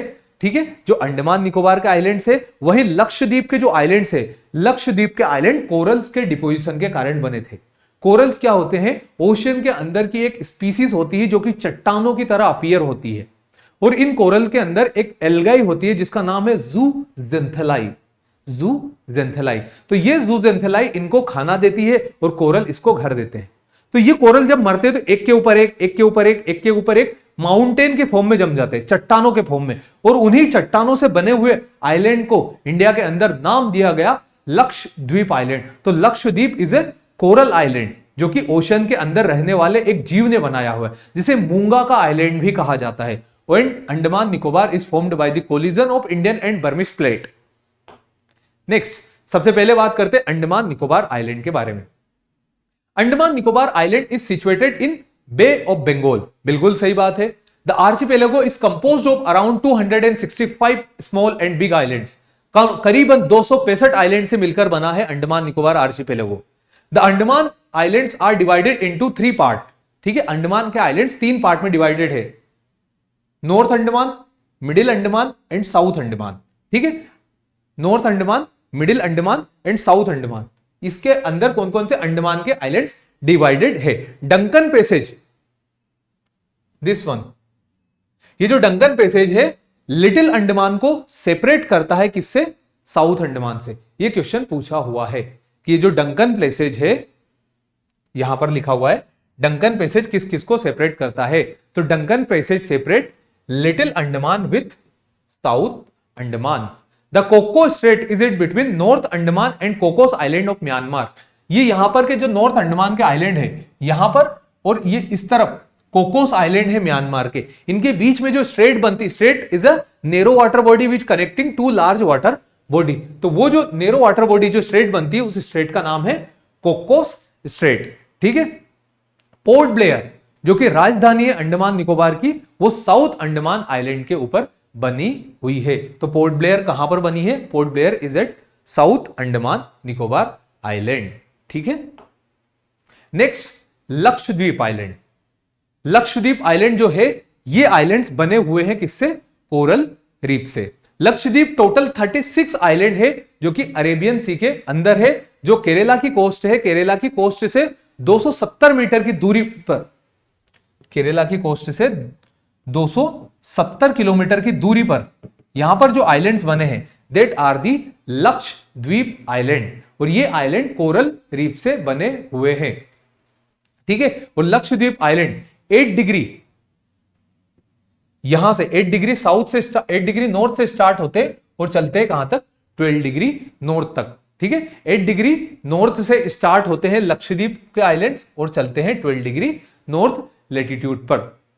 The main Lakshadweep islands are, Lakshadweep पर सबसे मेन आइलैंड्स कौन कौन से हैं, तो main is Kavaratti which is capital of Lakshadweep, Agatti, Minicoy and Amini. These are the important island of Lakshadweep, और अगत्ती ही एकमात्र आइलैंड है जिसके ऊपर एरोप्लेन की सुविधा उपलब्ध है। ठीक है, लक्षद्वीप के ऊपर लक्षद्वीप के ऊपर अगत्ती ही एकमात्र ऐसा आइलैंड है जहां पर एयरपोर्ट बना हुआ है, जहां पर आप एयरप्लेन से जा सकते हो। ठीक है, ये स्मॉलेस्ट यूनियन टेरिटरी है इंडिया की, और यहां के लोगों का जो मेन ऑक्यूपेशन है, the main occupation of this region is fishing, और फिशिंग के साथ साथ यहां पर कोकोनट का भी धंधा किया जाता है, कोकोनट के तेल का, उसको एक्सपोर्ट किया जाता है इस आइलैंड से। ठीक है, इसके अलावा इंडिया के अंदर कई सारे आइलैंड्स है, जिसमें पहला आइलैंड है New Moore island. New Moore island is situated at the mouth of Ganga and Brahmaputra river. New Moore island is a disputed island between India and Bangladesh. इन दोनों के बीच में ये एक डिस्प्यूटेड आइलैंड है। क्यों? क्योंकि इस आइलैंड के अंदर नेचुरल गैस मिलता है। ठीक है, नेचुरल गैस के रिजर्व है यहां पर, तो उस नेचुरल गैस का रिजर्व मतलब एनर्जी का रिजर्व, फॉसिल फ्यूल का रिजर्व, इसलिए इंडिया क्लेम करता है ये हमारा है, वो बांग्लादेश क्लेम करता है ये उनका है। तो New Moore island is in bay of Bengal at the mouth of Ganga and Brahmaputra river. Next, Diu island. Diu island Gujarat के जूनागढ़ जिला के आगे बसा हुआ है, क्योंकि अरेबियन सी के अंदर है। यहां की फेमस बीचेस है Nagoa beaches, Gogna beaches and Jalandhar beaches. ठीक है, ये कहां पर है? ये अरेबियन सी के अंदर है, गुजरात की ऑफ कोस्ट पर। नेक्स्ट, अब्दुल कलाम आइलैंड, जिसे विलर आइलैंड भी कहा जाता है। This island is situated in off coast of Orissa. Orissa के ईस्टर्न कोस्ट पर बे ऑफ बंगाल के अंदर बसा हुआ है। कौन सा? विलर आइलैंड या फिर अब्दुल कलाम आइलैंड। ये आइलैंड बहुत फेमस था मिसाइल लॉन्चिंग के लिए। ठीक है, मिसाइल यहां से टेस्ट की जाती थी। ठीक है, तो दैट इज दी अब्दुल कलाम, जो हमारे देश के राष्ट्रपति थे, उनके नाम पर यह नाम दिया गया इस आइलैंड का, अब्दुल कलाम आइलैंड, जिसे व्हीलर आइलैंड भी कहा जाता है। ठीक है, इसी के साथ साथ हमारा ये जो सेशन है ये कंप्लीट होता है। ठीक है, यहां पर हमने क्या देखा, पहले फिजियोग्राफी देखी इंडिया की, तो फिजियोग्राफी पहले तो इंट्रोडक्शन देखा इंडिया का, इंडिया को अलग अलग बेसिस पर देखा हमने। इंट्रोडक्शन के बाद हमने फिजियोग्राफी देखी, जिसमें हमने पेनिनसुलर इंडिया की बात की, नॉर्थ माउंटेन की बात की, जिसके अंदर हमने हिमालय को देखा, नॉर्दर्न प्लेन की बात की, कोस्टल प्लेन की बात की, और कोस्टल प्लेन के बाद हमने यहां पर डिस्कस किए आइलैंड्स को। ठीक है, अब इनसे रिलेटेड क्वेश्चन जो हमारी एग्जाम के अंदर आए हैं उनको हम डिस्कस करते हैं। First question, the longest beach of India is situated in, India की लॉन्गेस्ट बीच है मरीना बीच विच इज इन चेन्नई। ठीक है, जो चेन्नई के कोस्टल प्लेन है, मैंने बोला था ईस्टर्न, इसके एक आंसर छुपा हुआ है, eastern coastal plains are sandy plains and western coastal plains are rocky plain, जो कि मैंने आपको बोला था, उसका कारण क्या वो आप बताओगे, बट ईस्टर्न कोस्टल प्लेन में इंडिया की लॉन्गेस्ट बीच है Chennai. Next, which is the highest peak of Andaman Nicobar island, saddle peak, saddle peak is the highest peak of Andaman Nicobar island. Next, which one of the following coast of India is located between Krishna delta and cape Comorin, Krishna और cape Comorin के बीच में कौन सी coastal area बसा हुआ है, so it is Coromandel coast. मैंने बोला था ईस्टर्न कोस्ट में जो सबसे नीचे बसी हुई है that is the Coromandel coast. कहां पर है ये, कृष्णा रिवर के डेल्टा से लेकर के तो केप कोमोरिन तक। Next, the maximum rainfall in India is received from, India के अंदर सबसे ज्यादा बारिश किस चीज से होती है, so it is south west monsoon, जो कि जून से लेकर के तो सितंबर तक इंडिया के अंदर रहता है। ठीक है,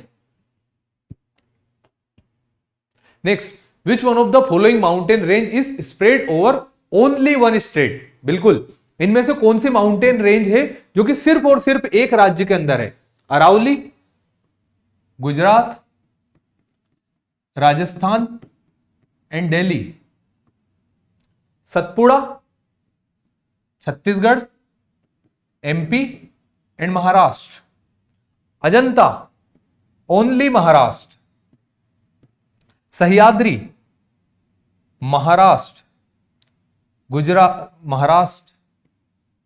महाराष्ट्र के बाद गोवा, कर्नाटका एंड देन केरला। तो इनमें से कौन सी ऐसी माउंटेन रेंज है जो सिर्फ और सिर्फ एक स्टेट के अंदर है, so that is the Ajanta mountain range. हमारा आंसर यहां पर होगा Ajanta mountain range. Next question, what is the name of western Ghats, Western Ghats का क्या दूसरा नाम है, सो वेस्टर्न, पीर पंजाल बिल्कुल नहीं, शिवालिक बिल्कुल नहीं, और नामचा बारवा भी नहीं, इट इज सह्याद्री। वेस्टर्न घाट का दूसरा नाम है सह्याद्री। नेक्स्ट, हिमालय की एक्सप्रोक्सीमेटली कितने किलोमीटर की लेंथ है, so it is 2500 kilometre. Himalaya की लेंथ ईस्ट टू वेस्ट कितनी है, तो it is approx 2500 kilometre. Next, Dodabetta is the highest peak, किस माउंटेन रेंज की हाईएस्ट पीक है Dodabetta, so Dodabetta is the highest peak of Nilgiri mountain range. बताया था ना मैंने आपको, नीलगिरी माउंटेन रेंज की जो हाईएस्ट पीक है वो है दोधा बेटा।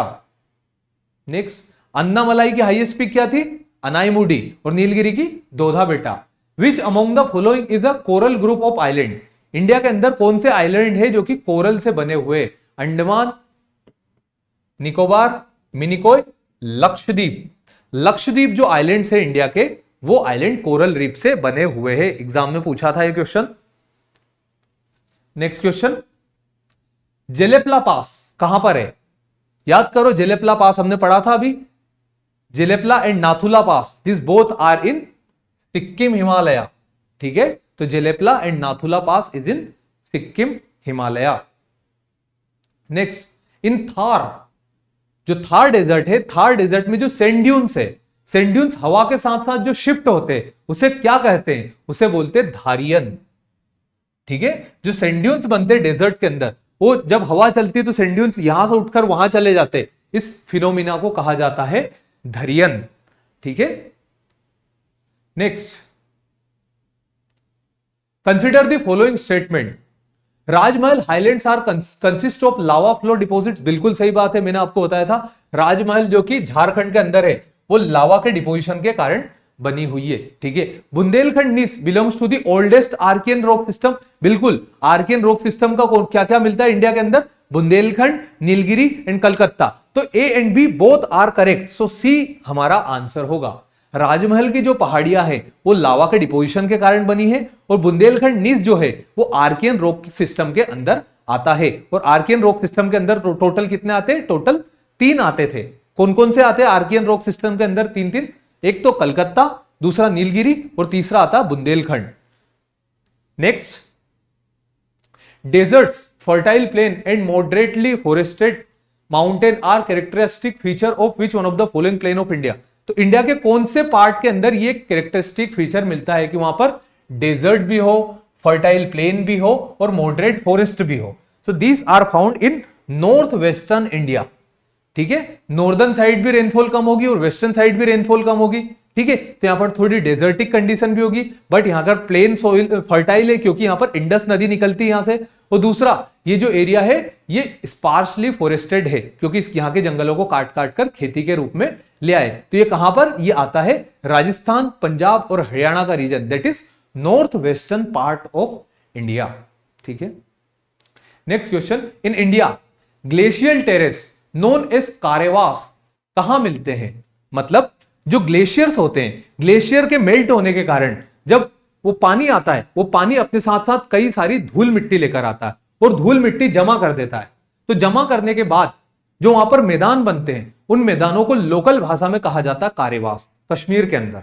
ठीक है, कश्मीर के अंदर किसे कारेवास कहा जाता है, जब ग्लेशियल इरोड होते हैं, ग्लेशियल्स के इरोजन के कारण जब किसी एरिया के अंदर मिट्टी जमा हो जाती है, उस जमा की गई मिट्टी को कश्मीर के अंदर कारेवास कहा जाता है, जहां पर सेफ्रोन का कल्टीवेशन होता है, जहां पर केसर का कल्टीवेशन होता है, जुबा केसरी जहां पर होता है। तो उस केसर के कल्टीवेशन कहां होता है, वो होता है झेलम नदी के किनारे। अलकनंदा नदी कहीं और है, तिस्ता कहीं और है और सप्तकोसी कहीं और है। ये तीनों कहां है, इसकी बात हम अगले लेक्चर के अंदर करेंगे जब हम सारी वीडियोस को देखें, सारी रिवर्स को पढ़ेंगे। यहां पर जो झेलम नदी है, झेलम नदी बहती है कहां से, कश्मीर से। और कश्मीर की वादियां जिसे कहा जाता है द वैली ऑफ कश्मीर, उसके अंदर कारेवास का डिपोजिशन होता है और कारेवास का जो डिपोजिशन होता है उस डिपोजिशन के अंदर कल्टीवेशन होता है सेफ्रोन का। ठीक है, next question, which one of the following is correct. The Palghat gap किसके बीच का रास्ता बनाता है। जो पालघाट गैप है वो किसको कनेक्ट करता है, तो पालघाट कनेक्ट चेन्नई विथ कोच्चि। ठीक है, एग्जाम में पूछा था 2007 में कि पालघाट किस किस को कनेक्ट करता है, Palghat connect Chennai to Kochi. Next question, which one of the following divide India into northern and southern part. कौन सी एक ऐसी रेखा है जो इंडिया को 2 बराबर भागों में बांट देती है। बिना सोचे समझे आप इसका आंसर लगाओगे, tropic of cancer. Tropic of cancer divide India into 2 parts. ठीक है, नेक्स्ट क्वेश्चन, यहां पर हमें मैच द फॉलोइंग लगाना है। हाईएस्ट पीक है माउंटेन रेंजेस की और उन माउंटेन रेंजेस का नाम है। Guru Shikhar is the highest peak of Aravalli. Dodabetta is the highest peak of Nilgiri. Anaimudi is the highest peak of Anamalai and Dhupgarh is the highest peak of Satpura. ठीक है, तो 2314 मतलब बी इज आर आंसर। ठीक है, आज ही के चैप्टर के हमने ये सब अंदर सब हमने ये पढ़ा था। ठीक है, इसी के साथ साथ आज का ये हमारा सेशन कंप्लीट होता है। जय हिंद।